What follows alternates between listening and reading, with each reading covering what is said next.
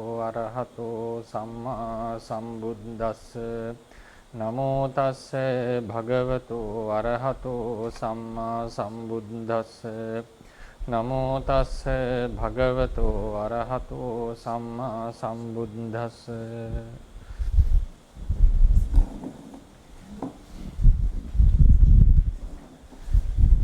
ගෞරවනීය ස්වාමීන් වහන්සේලා වරක් ප්‍රමුඛ මහා සංඝරත්නයන් අවසරයි. ඊයේ දවසේදී අපි මාතෘකාවක් ලෙස කතා කරේ අසංකත පරමාර්ථ ගැන, නිර්වාණය සම්බන්ධයෙන්. නිර්වාණ වර්ග පහක් ගැන අපි කතා කරන්න තිබුණා. අද දවසේදී අපි කතා කරන්නේ, දැන් අපි එදා මුලින්ම chart එකේදී මතකෙ කිව්වා පරමාර්ථ කියන එක බෙදලා ඒ දෙහ පැත්තේ පඤ්ඤාති. ඒ අතරමැද අපි යම් කොටස් ටිකක් කතා කරා නේද? ඒ පරමාර්ථත් නොවන, හැබැයි පඤ්ඤාතිත් නොවන ස්වභාව ටිකක්. හැබැයි ඒවට ඇත්තටම ඒවට ධර්ම කියන්නට බෑ. ඒවා ධර්ම ලෙස නෙමෙයි හඳුන්වන්නේ. ඒවා ලක්ෂණ ආදී වචන වලින් හඳුන්වන්නට තියෙනවා. ඉතින් ඒවා සම්බන්ධයෙන් අපි කෙටි හැඳින්වීමක් තමයි මේවා කරන්නේ. වෙන වෙන පාඩම්වලදී ඒවා සඳහා වෙනම පාඩමක් ගන්න නැති වෙයි. වෙන වෙන පාඩම්වලදී ඒවා සම්බන්ධයෙන් දීර්ඝ විස්තර අපි කතා කරලා, උදාහරණයකට අනිෂ්පන්න රූප කියන එක ඒ වගේ පරමාර්ථත් නොවන, පඤ්ඤාතිත් නොවන ස්වභාව ටිකක්. ඒවා අපි කතා කරනවා රූප පරිච්ඡේදයේදී, රූපය ගැන කතා කරනකොට. ත්‍රිලක්ෂණය කියන එක එහෙම එකක්. ඒ ත්‍රිලක්ෂණය කියන එක අපි විශේෂයෙන්ම විදර්ශනාව කතා කරන අවස්ථාවේදී දීර්ඝව කතා කරනවා. ඒ ත්‍රිලක්ෂණයේ තියෙන අර්ථය එහෙම. ඉතින් ඒ විදිහට ඊට පස්සේ ගතිය කියන එක, ගතිය කියන එක අපි කතා කරනවා කර්මය කියන පාඩමේදී. ඉතින් මේ විදිහට මේ පඤ්ඤාතිත් නොවන, පරමාර්ථත් නොවන ස්වභාව ටිකක්. ඒවට ස්වභාව කියනකට වඩා සමහර ඒවා ධර්මතා ඒ වගේ එක එක විදිහට හඳුන්වන්නට වෙනවා. ඉතින් අද අපි කතා කරන්නේ එකකින් ත්‍රිලක්ෂණය සම්බන්ධයෙන්. ත්‍රිලක්ෂණය කියන එක සාමාන්‍යයෙන් පරමාර්ථ ධර්ම වලට සම්බන්ධ ස්වභාව ටික. පරමාර්ථ ධර්ම වලට සම්බන්ධයි. ත්‍රිලක්ෂණයක් මම හිතන්නේ ඒක මයික්‍රොෆෝන් එකක් ඔන් වෙලා තියෙනවා. ඒක මියුට් කරන්න පුළුවන් හරි. ත්‍රිලක්ෂණය කියන එක අපිට හම්බ වෙන්නේ පරමාර්ථ ධර්ම ඇසුරු කරගෙන. පරමාර්ථ ධර්ම ඇසුරු කරගෙන. එතනදී දැන් සාමාන්‍යයෙන් කියනවා අනිත්‍ය ලක්ෂණය, දුක්ඛ ලක්ෂණය, අනාත්ම ලක්ෂණය කියලා ත්‍රිලක්ෂණ තුනක්, ලක්ෂණ තුනක් තියෙනවා. ඒවට අපි කියනවා සාමාන්‍ය, ඒවට තව වචනයක් තමයි සාමාන්‍ය ලක්ෂණ කියලා කියනවා. සාමාන්‍ය ලක්ෂණ. ලක්ෂණ වර්ග දෙකක් තියෙනවා. සාමාන්‍ය ලක්ෂණ සහ ආවේනික ලක්ෂණ. මොනවද සාමාන්‍ය ලක්ෂණ, ආවේනික ලක්ෂණ? දැන් අපි එක දවසක් කලින් කතා කරා නේද පරමාර්ථ ධර්මයක තියෙන ආවේනික ලක්ෂණයයි පරමාර්ථ ධර්මයයි එකට සමානයි කියලා. ධර්මයේම තමයි ලක්ෂණය, ලක්ෂණයම තමයි ධර්මයනේ. පඨවි ධාතුව කියන්නේ තද ගතිය, තද ගතිය කියන්නේ පඨවි ධාතුව. පඨවි ධාතුවේ ස්වභාව ලක්ෂණය තමයි තද ගතිය. ලබුක පඨවි ධාතුව කියන්නේ තද ගතිය තියෙන දෙයක් නෙවෙයි. තද ගතියමයි පඨවි ධාතුව. ලක්ෂණයයි පරමාර්ථ ධර්මයයි අපි සමාන කරන්නේ. ඒකට කියන්නේ ස්වභාව ලක්ෂණය කියලා. සාමාන්‍ය ලක්ෂණය කියන එකේදී ධර්මයයි සාමාන්‍ය ලක්ෂණයයි සමාන නැහැ. විශේෂයෙන් මතක තියාගන්න. ධර්මයයි සාමාන්‍ය ලක්ෂණයයි සමාන නැහැ. ධර්මයයි සාමාන්‍ය ලක්ෂණයයි සමාන නැහැ. එතකොට සාමාන්‍ය ලක්ෂණ තුනක් අපිට හම්බ වෙනවා. අනිත්‍ය ලක්ෂණය, දුක්ඛ ලක්ෂණය, අනාත්ම ලක්ෂණය. අපි නම්බර 2 එක කියවලා එක බලමු. අනිත්‍ය ලක්ෂණය කියලා කියන්නේ ධර්මයක ඇති පෙර නොතිබී ඉපිද බිඳෙන බව. ධර්මයක් පෙර නැහැනේ. ඒතර ඉපදෙනවා කියන එකෙන් අපි ගම්ම්‍ය කරන්නට ඕනේ පෙර නොතිබී ඉපිද බිඳෙන බව. දුක්ඛ ලක්ෂණය යනු ධර්මයක ඇති දුක් උපදවන බව. අනාත්ම ලක්ෂණය යනු ධර්මයක ඇති වසඟෙහි නොපැවතිය හැකි බව. ඊට පස්සේ අපි මේ කලින් කියපු කරුණ මතක තබා ගත යුතු වැදගත් කරුණක් නම් පරමාර්ථ ධර්මයක ස්වභාව ලක්ෂණය සහ පරමාර්ථ ධර්මයේ එකිනෙකට සමානය. ඔක අපි කලින් කතා කරා. ධර්මයයි එහි ලක්ෂණය එකිනෙකට සමානයි නේද? ඊට පස්සේ එනම් පරමාර්ථ ධර්මයේ යනුම එහි ස්වභාව ලක්ෂණයයි. නමුත් සාමාන්‍ය ලක්ෂණ හා පරමාර්ථ ධර්මය එකිනෙකට සමාන නැත. තාමද එකිනෙකට සමාන නැත. මෙම ලක්ෂණය පරමාර්ථ ධර්ම වලින් පිට දැකිය නොහැකි නමුත් පරමාර්ථ ධර්ම වලින් පිට මේ ලක්ෂණ දකින්න බෑ. නමුත් ඒවා පරමාර්ථ ධර්ම නොවේ. ඊටම වැදගත් ෆන්ඩමෙන්ටල් එකක් තේරවාදී. සාමාන්‍ය ලක්ෂණයයි ධර්මයයි එකිනෙකට වෙනස් කියන එක. උදාහරණයකට පටිව්‍ය ධාතුව අනිකකි, එහි ඇති ඉපිද බිඳෙන බව අනිකකි. අනිත්‍ය ලක්ෂණය කියන්නේ මොකද්ද? ඉපදෙලා බිඳෙනවා කියන එක. ඉපදෙලා බිඳෙනවා කියන එක වෙන එකක්. පඨවි ධාතුව කියන්නේ තව එකක්. පඨවි ධාතුව ඉපදෙලා බිඳෙනවා. ඉපදෙනවා බිඳෙනවා කියන එක එක්තරා ක්‍රියාවලියක් නේද? ඒක ධර්මයක් නෙවෙයි. ඒක process එකක්.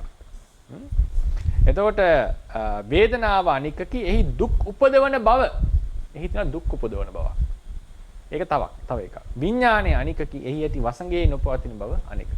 දැන් මේක ඊටාම සියුම් තැනක්. මේක අපි ඊටාම වැදගත් ලෙස කතා කරනවා විපස්සනාවට ආපු වෙලාවේදී විශේෂයෙන් සම්මසන ඥානෙදී අනිත්‍ය ලක්ෂණය අනිත්‍යානුපස්සනාව අනිච්චානුපස්සී කියලා කොටස් හතරකට කඩනවා. දුක්ඛය සම්බන්ධයෙන් දුක්ඛය, දුක්ඛ ලක්ෂණය, දුක්ඛානුපස්සනාව, දුක්ඛානුපස්සී. අනාත්මය, අනාත්ම ලක්ෂණය, අනාත්මානුපස්සනාව, අනාත්තානුපස්සී. පස්සී කියලා කියන අනාත්මය වඩන කෙනා පුද්ගලයා. ඔය විදිහට හතරකට අපි කඩනවා මේ එක එක මාතෘකාව. ඒක අපි සම්මසන ඥානයේදී විස්තර වශයෙන් කතා කරන්නට ඕනේ. ඒක දැන් කතා කරන්නේ. දැන් අද දලා හඳින්වීමක් තමයි මේ කරන්නේ. මේ කතාවේදී දැන් මම මේ ආරම්භයක් ලෙස ගත්තේ මේ මාතෘකාවට. අපි මේක තේරුම් ගන්න මීට වඩා වෙන ක්‍රමයකට මේ පදනම තේරුම් ගන්නට ඕනේ. දැන් මම ඉදිරිපත් කරනවා මේක කොලේ දීලා නැති එක. බුදුදහමේ හැටියට තේරවාද ශාසනයේ හැටියට අපි දැන් කිව්වනේ අපි ඔක්කොම බෝඩ් එකට ගත්තා නේද? මේ ඩයග්‍රෑම් එක ගන්න. ඉපදෙන ධර්ම, අනුප්පන්න ධර්ම, අනුසේද, පරමත්ත ජාතිකනේ. ඊට පස්සේ මොනවද? උපාදිනෝ ධර්ම, නිර්වාණය. මේ ඔක්කොම අපි නිකන් පෙන්වන්න හැදුවා එක බෝඩ් එකට අරගෙන. දැන් අපි ඉගෙන ගත්තේ ඔක්කොම ධර්ම සම්බන්ධයෙන්. හොඳට මතක තියාගන්න. ධර්මියෝ තමයි අපි ඉගෙන ගත්තේ. ධර්මියෝ සහ ධර්මයන්ගේ අවස්ථා. පරමත්ත ජාතික, අනුප්පන්න ධර්ම, උපාදින ධර්ම කියන ධර්මයන්ගේ අවස්ථා නේද? සංකත ධර්ම, අසංකත ධර්ම. මේ සියල්ලම එකට අපි එඳගත්ත අර බෝඩ් එකක් ගාලා සසර කියලා නේද? දැන් ඒකේ මතක තියාගන්න ඕනේ මේ මුළු රියැලිටි කියන්නේ පවතින දෙෙහි අපි ඉගෙන ගත්තේ එක්තරා කොටසක් විතරයි. දැන් අපි ඒ ඉගෙනගත්ත ඒ ඩයග්‍රෑම් එක තවත් පොඩියට අරගෙන ඒක මතක තියාගන්න අපි ඉගෙන ගත්තේ සියල්ල ධර්ම ගැනනේ. ධර්ම වල පැවැත්ම, ධර්ම කොහොම පවතින්නේ. දැන් අපි කරන්න යන්නේ ඒ ඉගෙනගත්ත සියල්ලම අපි ඉගෙන ගත්තනේ අනුප්පන්න ධර්ම, උපාදිනෝ ධර්ම, පරමත්ත ජාතික වගේ දේවල් නේද? ඒ සියල්ලම අපි ගන්නවා ඉගෙනගත්ත දේවල් ධර්ම කියන පැත්තට. ධර්ම කියන පැත්තට ගන්න. එහා පැත්තේ අපිට එනවා වචනයක් ධර්මතා කියලා. තා වැදගත් එක. ධර්මය සහ ධර්මතාවය. ධර්මය සහ ධර්මතාවය. ධර්මතාවයට අපිට තව වචනයක් තමයි නියාමය. ආද නියාම ධර්මතා කියලානේ. හරිද? නියාමය. ධර්මතාවයේ නියාමය. ධර්මතා සහ නියාම කියන ඒවලින් තමයි මේ දේ තියෙන්නේ. රියැලිටි. දැන් අපිට සිංහල වචනයක් මට ඒකට අහුවෙන්නේ නැහැ. මම ඒක ඉංග්‍රීසියෙන් ලියන්න. සාමාන්‍යයෙන් රියැලිටි කියලා කියන්නේ. රියැලිටි කියලා කියන්නේ පවතින දේ. ඒ කියන්නේ මේ සත්‍ය. ඒක ඇබ්ස්ට්‍රැක්ට් නවුන් එක. ඒක ඒ කියන්නේ දෙයකට නියෝජනය වෙන්නේ නැහැ. ඇක්චුවැලිටි, රියැලිටි. ඒ කියන්නේ පවතින්නේ මොකද්ද? පවතින දේ ඇත්ත මොකද්ද කියන එක මේ කියන්නේ. මට ඒක සිංහලෙන් කියන්න තේරෙන්නේ නැහැ. ඉංග්‍රීසි වචන රියැලිටි. රියැලිටි කියන එක ඉංග්‍රීසි අර්ථ දෙකක් තියෙනවා. මේ ඇත්තටම පවතින සිද්ධාන්තයට රියැලිටි කියන්න පුළුවන්. දේවල් වලටත් සත්‍ය වශයෙන් තියෙන දේවල්ටත් රියැලිටි කියලා කියනවා. ඒවට තව වචන තමයි particulars කියලා කියනවා. මේ ඉංග්‍රීසියෙන්. ඒ කියන්නේ අපි දැන් ඉගෙන ගත්තානේ චිත්තය, චෛතසිකය නේද? රූපය. මේවට අපි ඉංග්‍රීසියෙන් දෙන වචනේ රියැලිටීස් කියලා කියන්නේ අපි. හරිනේ? ඒ වගේම රියැලිටි කියන එක තව එකක් තමයි මේ පවතින මුළු සිද්ධාන්තයට. මේ ඇත්ත තමයි රියැලිටි වෙන්නේ. ඒ වගේ මේ අපේ පවතින මුළු කතාවම විස්තර කරන්නට බෑ අපිට ධර්ම විතරක් අරගෙන. ධර්ම විතරක් කරන් විස්තර කරන්නට බෑ. ඒකට අපි ධර්මතා කියන කොටසක් කරනවා. මොනවද මේ ධර්මතා කියලා කියන්නේ? ධර්මකාත් කියන්නේ නියාම කියන එකයි. හරි නියාම. දැන් උදාහරණයකට ගමු. හේතුන් ඇති කල්ලි මේක හොඳට තේරුම් ගන්න. මේ ධර්මතාවයේ ධර්මයේ වෙනස. හේතුන් ඇති කල්හි අලුතෙන් සිතක් හට ගන්නවා නේද? සිතක් හට ගන්නවා. දැන් උදාහරණයක් අපි කියමු. මෙහෙම සිද්ධියක් හිතන්නකෝ අපි කෙලින්ම ප්‍රායෝගික උදාහරණයක් ගමු. ඇස පවතින කල්හි හරිනේ චක්කු ප්‍රසාදය අපි හිතමු චක්කු ප්‍රසාදය කියලා. හරිනේ. චක්කු ප්‍රසාදේ නැත්තම් අපි සාමාන්‍යයෙන් කියනවා චක්කායතනය කියලා නේ. චක්කායතනය නැත්තම් චක්ෂුව. චක්කු කියලා සමහරවල් චක්කුංච පටිච්ච රූපේච කියලා තියෙන්නේ. ඊට පස්සේ රූපය කියලා එකක් තියෙනවා. මේ රූපය චක්ෂුවේහි ගැටෙනකොට හැපෙනකොට සංවේදී වෙනකොට ආවර්ජනාවක් සිද්ධ වුණාම මොකද්ද හටගන්නේ? චක්කු හරියට චක්කු විඥානේ. චක්කු විඥානේ හටගන්න. චක්කු විඥානේ උපදිනවා. මොකක් ඇති කල්ලිදී? චක්කු ප්‍රසාදයේ රූපය චක්කු ප්‍රසාදයේ ගැටුණු කල්හි. මෙතන ඝට්ටනයක් තියෙනවා. හරිනේ. දැන් බලන්න. චක්කු ප්‍රසාදය කියන්නේ ධර්මයක්. චක්කු ප්‍රසාදය යනු ධර්මයක්නේ. මොකද්ද? ඒකේ තියෙන ලක්ෂණය තමයි අපි ඊළඟ පාඩමේ ඉගෙන ගන්නවා චක්ෂුවේ ලක්ෂණය රූපයට සංවේදී බව. නැත්තම් උපය. හරිනේ? ඒක චක්ෂුවේ ලක්ෂණ. අපි වෙන මේක ඉගෙන ගන්න. රූපය කියලා කියන්නේ චක්ෂුවට සංවේදී ගතිය වර්ණය. ඒකත් ධර්මයක්. ධර්මයක් කියන්නට තියෙන ප්‍රධානම සාධකයේ තමයි ස්වභාව ලක්ෂණයක් ඇති බව. ස්වභාව ලක්ෂණයක් ඇති බව තමයි ධර්මයක තියෙන මූලික ලක්ෂණය. සාමාන්‍යයෙන් ධර්මයේ ටිකක් ඉගෙන ගත්ත කෙනෙක් අහන්න පුළුවන් ස්වාමීන් වහන්සේ ප්‍රඥප්තිය වලටත් ධර්ම කියලා කියනවා නේද කියලා. ඒක අපි මෙතන බැහැර කරනවා. මෙතන මම ධර්ම කියන එකට নানা අර්ථ තියෙනවා.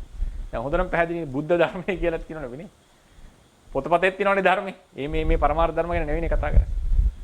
ධර්මයේ දේශනා කරනවනේ. දේශනා ධර්මයේ තියෙනවා. ඉගෙන ගන්න පරියත්ති ධර්මයේ තියෙනවා. නිස්සත්ත්‍ය නිජීව ධර්මයේ තියෙනවා. චෛතසික වලට ධර්ම කියලා කියනවා. ධර්මයේ කියන එකේ අර්ථ මම හිතන්නේ ත්‍රිපිටක පාළියේ වැඩිම අර්ථ දෙන්න පුළුවන් වචනේ තමයි ධම්ම කියන වචනේ. ඔය සමහර බටහිර මොනවද කියන්නේ ස්කෝලර්ස්ලා, ඒ කියන්නේ කවුද කොහොමද කියන්නේ මේ හඳ උගත් අය උගත්තු බටහිර බුදුදහම ගැන ඉගෙන ගන්න අය ස්කෝලර්ස්ලා මේ ඒක මේ ඒ ධර්ම කියන පදයට নানা අර්ථ හොයලා ඒ කට්ටිය ප්‍රකාශ කරනවා. මම දැකලා තියෙනවා මට මතක හිටියේ අපේ ස්වාමීන් වහන්සේ නමකුත් ඔක ලියලා තියෙනවා ධර්ම සම්බන්ධයෙන්. ඒ ලොකු ඒ කියන්නේ විසිරිච්ච අර්ථයක් තියෙන එක. අටුවාවෙත් අර්ථ කිහිපයයි දෙන්නේ මේ තැන්වල ධර්ම කියන එක. උඩාක් අර්ථ ගන්නට පුළුවන් පදයක්. ඔය සංඛාර කියන පදේ වගේම එකක්. සංඛාර වලට වඩා වැඩි ධර්ම වල අර්ථ. ඒතර මෙතන ධර්ම කියලා කියන්නේ ස්වභාව ලක්ෂණයක් ඇති බව. ස්වභාව ලක්ෂණයක් ඇති දෙයට තමයි ධර්ම කියලා කියන්නේ. පඤ්ඤාති මෙතන අපි සලකන්නේ නැහැ. දැන් ඔන්න චක්කු ප්‍රසාදේ ධර්මයක්. රූපේ ධර්මයක්. චක්කු විඥානයේ මොකද්ද හිතන්නේ? මෙයාට ආවේනික ලක්ෂණයක් නැද්ද? තියෙනවා. නේ ආවේනික ලක්ෂණයක් තියෙනවා. එහෙනම් මෙයත් මොකද්ද? ධර්මයක්. හරිනේ? දැන් ඔන්න බලන්න මේ චක්කු ප්‍රසාදේ චක්කුව නැමැති ධර්මයේ සමග රූපේ නැමැති ධර්මයේ ගැටුණු කල්හි චක්කු ප්‍රසාදයේ ඇසුරු කරගෙන රූපාරම්මණය දැනගන්නා වූ විඥානන ආරම්මන විඥානන ලක්ෂණේ යුක්ත චක්ෂුර් විඥානය. තත චක්කු විඥානය හට ගැනීම කියලා දෙයක් වෙනවා. මොකද්ද මේ? ධර්ම නිසා ධර්ම ගැටිලා ධර්ම හට ගන්නවා. තව ධර්ම නිසා ධර්ම හට ගන්නවා. මොකද්ද මේක? මේක සංසිද්ධියක්. මේක ලංකාවෙත් වෙනවා, එංගලන්තෙත් වෙනවා, බුරුමෙත් වෙනවා, අභ්‍යවකාශෙත් වෙනවානේ. හැමතැනම පොදු සිද්ධාන්තයක් මේක. මෙසේ මේ ධර්මවල තියෙන පොදු සිද්ධාන්ත නැත්තම් වෙන භව ධර්ම එකිනෙකට ප්‍රත්‍ය වේලා තව ධර්ම හටගන්න භව කියන එක ධර්මතාවයක්. ඒකට ධර්මයක් කියන්නේ මේ මුළු සිද්ධිය අපිට විස්තර කරන්න වෙන්නේ ධර්මතාවයක්. මේ ධර්මතාවයක් වෙන්න නම් යමක් හැමතැනටම වළංගු වෙන්නට ඕන. අඩුම තරමේ බොහෝ තැන් වලට වළංගු වෙන්නට ඕන. යම් කිසි කන්ඩිෂන්ස් මත හරි ඒක නිකන් පොදුවේ වළංගු වෙන දෙයක් වෙන්නට ඕන. දැන් අපි ගලක් උඩ දැම්මොත් බිම වැටෙනවා. නේද? මේක අපේ අද තියෙන ධර්මයේ හැටියට පෘථිවියේ ගුරුත්ව කේන්ද්‍රය මොකක්ද ගුරුත්ව කේන්ද්‍රයක් තියෙන ගුරුත්ව ක්ෂේත්‍රයක් තියෙන තැනක උඩ දැම්මොත් යමක් බිම වැටෙනවා. නේද? ඒක සාමාන්‍යයෙන් හැමතැනම අපිට ඔප්පු කරන්නට පුළුවන්. එහෙම ගලක් උඩ දාලා බිමට තියෙන්නේ නැතුව තියෙන්නේ නැහැ. මොන හරි විශේෂ සිද්ධියක් වුණොත් වෙන්න පුළුවන් වෙයි. මොන හරි ඊට පැත්තට ගුරුත්ව විරුද්ධ බලයක් යොදලා. නැත්නම් මේක ජෙනරලයිස් කරන්න පුළුවන්. ඒ කියන්නේ සාමාන්‍යකරණය කරන්න පුළුවන් බොහෝ තැන්වලට. එතකොට ධර්මවල තියෙන මෙන්න මේ සිද්ධියට කියනවා ධර්මතාවය කියලා. මේ ධර්මතාවය අහවල් දේ කියලා පෙන්වන්න පුළුවන් එකක් නෙවෙයි. නේද? නෙවෙයි. හේතුන් හට ඇති කල්හි ඵල හැට ගැනීම කියන එක ධර්මතාවයක්. හේතුව ධර්මයක්, ඵලය ධර්මයක්. හේතුන් නිසා ඵල හට ගන්න භව ධර්මතාවයක්. පැහැදිලිද ඒක? හරිනේ? ඒක ඉස්සෙල්ලා හොඳටම තේරුම් ගන්න. හේතුව ධර්මයක්, ඵලය ධර්මයක්. හේතුන් නිසා ඵල හට ගන්න භව ධර්මතාවයක්. ඒක එක ධර්මතාවයක් මම මේ කිව්වේ. කර්මය ධර්මයක්. විපාකය ධර්මයක්. කර්මයක් කළොත් ඊට සරිලන විපාකයක් ලැබෙන බව ධර්මතාවයක්.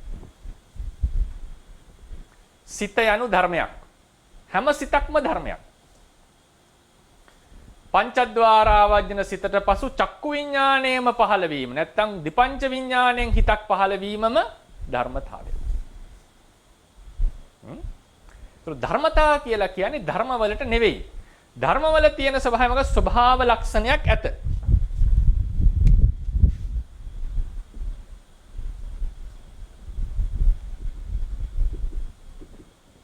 ධර්මතාවල ස්වභාව ලක්ෂණ ගැන ස්වභාව ලක්ෂණ ගැන කතා නොකළ යුතුය. කියන්නේ ස්වභාව ලක්ෂණයකින් කතා කරන දෙයක් නෙවෙයි ඒක. ප්‍රඥප්තියක්ද නෑ ප්‍රඥප්තියක් නෙවෙයි. ප්‍රඥප්තිය කියන්නේ අරමුණක්. ඒ අරමුණෙහි ස්වභාව ලක්ෂණයක් නෑ. ධර්මතාවය කියලා කියන්නේ සිද්ධියක්. වෙන දෙයක්. හරිනේ? වෙන දෙයක්. සිත කෙලස් බරිත වුණොත් අරමුණ වැරදි ලෙස ගන්නවා. ඒ ගන්න බව ධර්මතාවයක්. හරිනේ? මේ සිද්ධි ටික තමයි ධර්මතාවය. සිත කියන්නේ ධර්මයක්. හරිනේ? ඒ විදිහට මේක ප්‍රඥප්තියක් වෙන්නේ නැහැ. නැත්නම් මෙතන හිතෙන්න පුළුවන් ධර්මතා ප්‍රඥප්තිය. ප්‍රඥප්ති කියලා කියන්නේ පවතින ධර්ම පවතින ආකාරයේ අනුව සිතින් ගනු ලබන එක අරමුණක් ප්‍රඥප්තිය කියලා කියන්නේ. ඒක ප්‍රඥප්තිය සිතෙන් ගන්න ආකාරය. ඒක ධර්මතා එක්ක කිසිදු සම්බන්ධයක් නැහැ. ධර්මතා කියලා කියන්නේ මේ ධර්ම සම්බන්ධයෙන් පවතින න්‍යාම ධර්ම. ඒවා ක්‍රියාත්මක වෙන ක්‍රම. ක්‍රියාත්මක වෙන ක්‍රම. මේක අපි තවත් පොඩ්ඩක් මම ගැඹුරට යන්නම්. ධර්මතාවයක් කිව්වොත් ඒක තරම්ම වැදගත් නොවෙන්න පුළුවන්. නමුත් ඒක කතා කරන එක ටිකක් ඕනේ කියලා මට හිතෙනවා. ධර්මතාවයක් කියන එක පොදු දෙයක්. ඒක ලෝකයේ පවතින න්‍යාමයක්. ඒක පොදුයි. ඒක අහවල් තැන, අහවල් දේ කියලා පෙන්වන්නට පුළුවන් දෙයක් නෙවෙයි. හරිනේ? පෙන්වන්න පුළුවන් දෙයක් නෙවෙයි. සංකතය සම්බන්ධයෙන් තියෙන ධර්මතාවය තමයි හේතුන් ඇති කල්හි ඵල හට ගන්න බව. හරිනේ? හේතුන් ඇති කල්හි ඵල හට ගන්න බව. ඒක අහවල් දේ අහවල් සිද්ධියට අපිට කොටු කරන්නට බෑ. හරිනේ? දැන් මෙතන අපි ගත්තෙත් එහෙම එකක් නේ හේතුන් නැති කල්ලි ඵල හට ගන්න බව කියලානේ. ඒ තියෙන පොදු ඒ ධර්මතාවය එක තැනකට මේ කොටු කරලා කතා කරලා තියෙනවා. ඒකට අපි කියනවා හොඳට මතක තියාගන්න ධර්මතාවයකට යටත් වීම කියලා. ඒකට පෙනෙක් ගන්නනේ.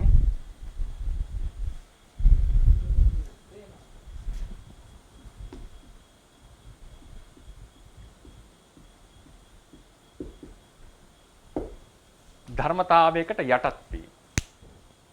ඒක වැදගත් එකක්. මේකෙන් සමහරලාට තවත් කන්ෆියුස් වෙන්න පුළුවන්. මට ඒක මම ඒක හිතනවා ඒක වැදගත් නේ ඉතින් කතා කරන්නේ. නැත්තම් මේ දෙකෙන්ම කතාව යන්නත් පුළුවන්. ඒක ගැන වැඩි අවධානයක් දෙන්න නැතුව.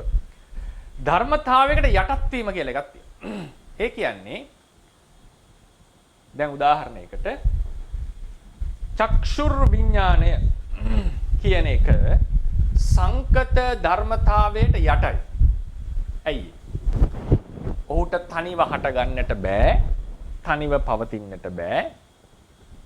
හරිනේ?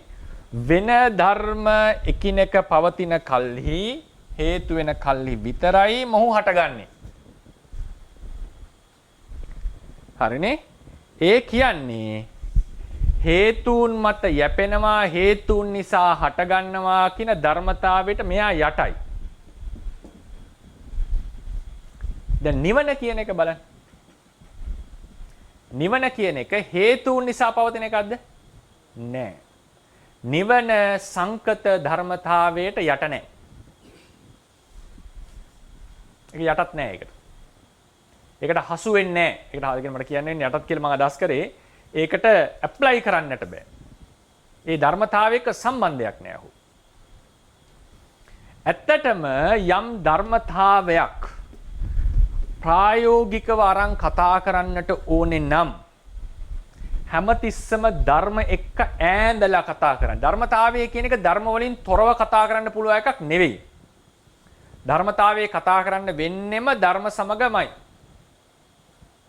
ධර්මවල පැවැත්මක් නෙමෙයි තියෙන්නේ. ධර්ම සමගමයි කතා කරන්න වෙන්නේ. ඒක අපි කියනවා හේතුන් නිසා ඵල හට ගන්න බව ධර්මතාවයක්. මේක ප්‍රායෝගිකව ගේන්නට නම් අපි එක එක සංසිද්ධියට දාලා බලන්නට ඕනේ.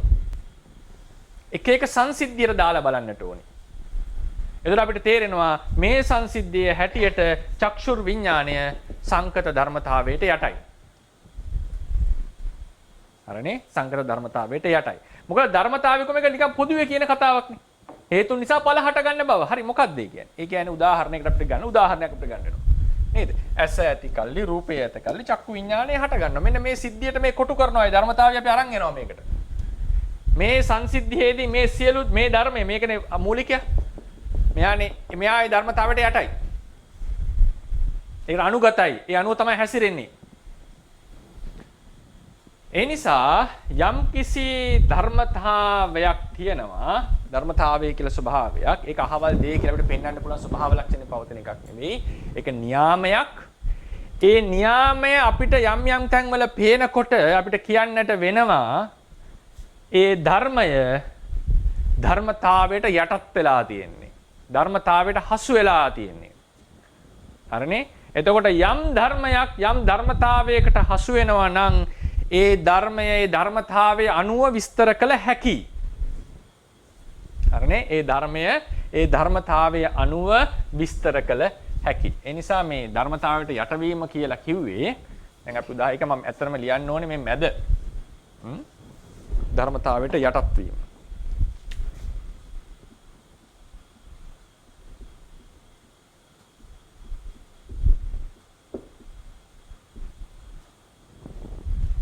හරිනේ? ධර්මතාවයට නොක ධර්මතාවයට යටත් වෙනවා කියලා කියන්නේ අපි ඒක ප්‍රායෝගිකව මොකක් හරි දෙයකට ඇප්ලයි කරනවා කියන එක. අර මතකද මුලින්ම තිබුණා පරමත්ත සහ පරමත්ත කියලා පොදු කුලයක් තිබ්බනේ. පරමත්ත ධර්මාවනේ. අපි කියන්නේ පරමත්ත කියන අවස්ථාව කොහෙවත් හොයන්න බෑ කියලා.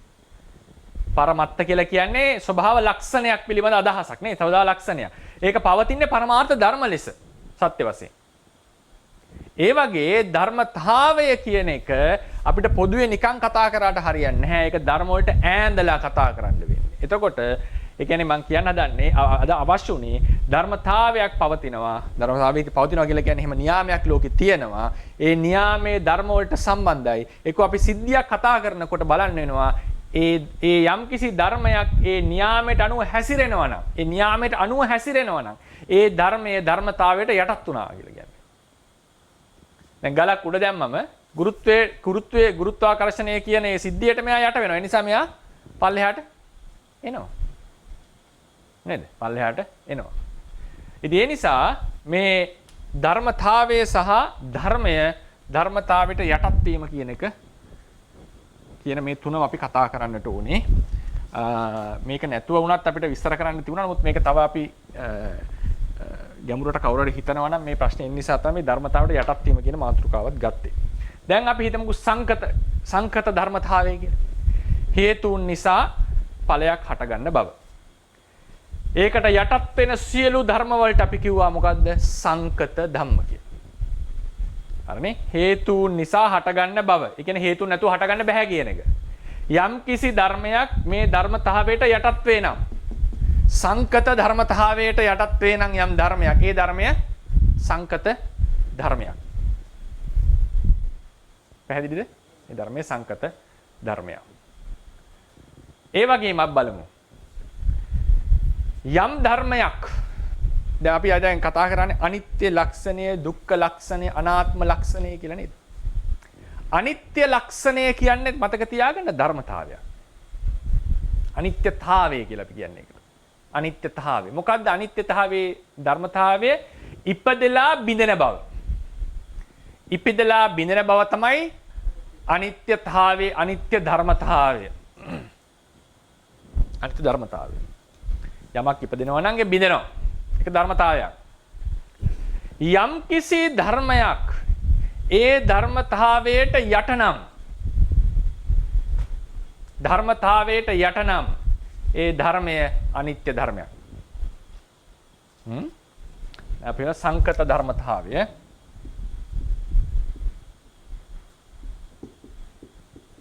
සංකත ධර්මතාවයට යමක් යටනම් ඒක සංකත ධර්මයක්. ඒ කියන්නේ ඒකට හසු වෙනවා. ඒක නැතුව ඒකට අනුව ක්‍රියාත්මක වෙන්නේ. අනිත්‍යතාව කියන ධර්මතාවයට යමක් යටනම් මොකද්ද අනිත්‍යතාව කියලා කියන්නේ? ඉපදෙලා බිඳෙන බව.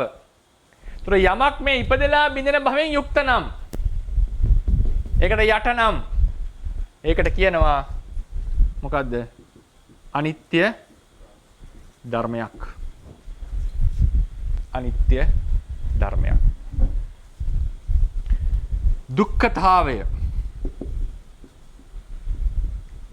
නැත්තම් ඒක දුක්ඛතාවය දුක්ඛ ධර්මතාවයක්. යමක් ඒ දුක්ඛතාවයට දුක්ඛ ධර්මතාවයට යටි නම් ඒකට කියනවා දුක්ඛ ධර්මයක්. යමක් අනාත්මතාවයට අනාත්ම ධර්මතාවයට යට නම් ඒක අනාත්ම ධර්මයක්. හරිනේ? එතකොට මේ යටත් වීම කියන එක වැදගත්.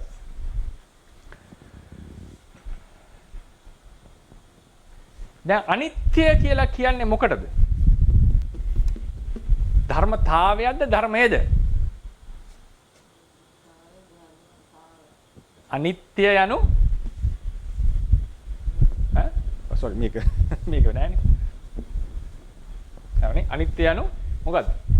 ධර්මයද ධර්මතාවයද? ධර්මයක්. හරියෝ chart එකේ ධර්මයක් නේ. හරි. මම ලිව්වේ ඒක හරි chart එකේ ධර්මයක්. ධර්මතාවය මොකද්ද? අනිත්‍යතාවය. අනිත්‍යතාවය කියන්නේ මොකද්ද? ඉපදලා බිඳෙන බව. දුක් උපදවන භව ධර්මතාවයක්. ඒ ධර්මතාවයට යමක් යටනම් ඒ ධර්මතාවය ඒ ධර්මය දුක්ඛ ධර්මයක්. වසංගයේහි පැවැත්විය නොහැකි බව. හොඳට මේ වචනේ යොදන්න හැටි බලන්න. වසංගයේ පවත්විය නොහැකි බව ධර්මතාවයක්. ඒක කන්ට්‍රෝල් එකේ නෑ යා. ඒ බව ධර්මතාවයක්. කොච්චර උත්සාහ කරත් බිඳෙනවා. මේ අමුතු වචන ටිකක් යොදන්න. බිඳෙනවා. ඒක ධර්මතාවයක්. ඒ ධර්මතාවට යමක් යටනම් ඒක අනාත්ම ධර්මයක්. හරිනේ? අනාත්ම ධර්මයක්. ඉපදලා බිඳෙන බවට කියනවා අනිත්‍යතාවය අනිත්‍ය ලක්ෂණය කියලා තව වචනයක්. අනිත්‍ය ලක්ෂණය. දුක්ඛතාවය දුක්ඛ ලක්ෂණය. අනාත්මතාවය අනාත්ම ලක්ෂණය.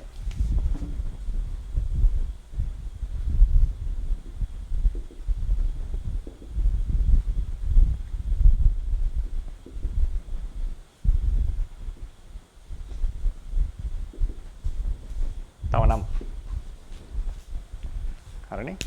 දැන් ඔන්න අපි සාමාන්‍ය විවහාරයේ තියෙන සාමාන්‍ය ජන විඥානේ නැත්නම් අපේ අවබෝධයේ තියෙන පොඩි ගොඩාක් වෙලාවට අපිට අපි වැඩි හිතව නැති කතාවක් නේ කියන්නේ. අපි මොකද්ද අනිත්‍යයි කියලා කියනකොට කියන්නේ? අනිත්‍යයි කියලා කියනකොට අපිට හිතෙන්නේ ඉපදෙලා විනාශ වෙන බව. හැබැයි වචනේ යොදලා තියෙන විදිහ වැරදි. අනිත්‍ය යනු මොකද්ද? ඉපදෙලා බිඳෙන බවද ඉපදෙලා බිඳෙන ධර්මයේද? ඉපදෙලා බිඳෙන ධර්මය අනිත්‍ය කියලා කියන්නේ. දුක්ඛය කියලා කියන්නේ දුක් උපදවන බව නෙවෙයි, දුක් උපදවන ධර්මය. අනාත්මය යනු වසඟේ නොපවතින බව නෙවෙයි, නොපවතින ධර්මය. ඊටාම වැදගත්. මේ බෙදීම ඊටාම වැදගත් මේක තේරුම් ගන්න එක. අනිත්‍යතාවය, අනිත්‍ය ලක්ෂණය යනු ධර්මතාවයක්. අනිත්‍ය යනු ධර්මයක්. පාලි වචනයක්. අනිච්ච, දුක්ඛ, අනත්ත මේ ධර්මවාචී පද. ඇයි ධර්මවාචී පද කියන්නේ? අපි එක දවසකුත් මේක විස්තර කරා. රූපං කොහොමද එන්නේ? අනිච්ඡන්ද අනිච්චෝද? අනිච්ඡං. වේදනා අනිච්චා. ඇයි මේ වෙනස් වුනේ? මේකට කියනවා සමාන අධිකරණ භාවය කියලා. මේ දෙකෙන්ම නිරෝචනය කරලා තියෙන එකම ධර්මය. ඒ නිසායි විභක්ති සමාන කරන්නේ. නැත්තම් වේදනා අනිච්චං කියන තිබ්බා. ධර්මයයි ධර්මතාවයයි දෙකක්නේ. ධර්මයයි ධර්මතාවයයි දෙකක්. පාලි භාෂාවේ තියෙන ක්‍රමයක් තමයි එක වාක්‍යයක සමාන විභක්ති යොදන්නේ අපි. සමාන විභක්ති යොදන්නේ විශේෂ විභක්ති අර්ථයක් නැතිනම් සමාන විභක්ති යොදන්නේ සමාන අධිකරණ වාචී පදවලට. ඒ කියන්නේ එකම දේ නිරූපණය කරනවා නම් ඒ පද දෙකෙන් අපි සමාන විභක්ති යොදනවා. විභක්තියක් කියලා කියන්නේ අවසානයේ මේ එන්ඩ් වෙන හැටි, අවසන් වෙන හැටි. මේ රූපං අනිච්චං, වේදනා අනිච්චා, සංඥා අනිච්චා, විඥානං අනිච්චං.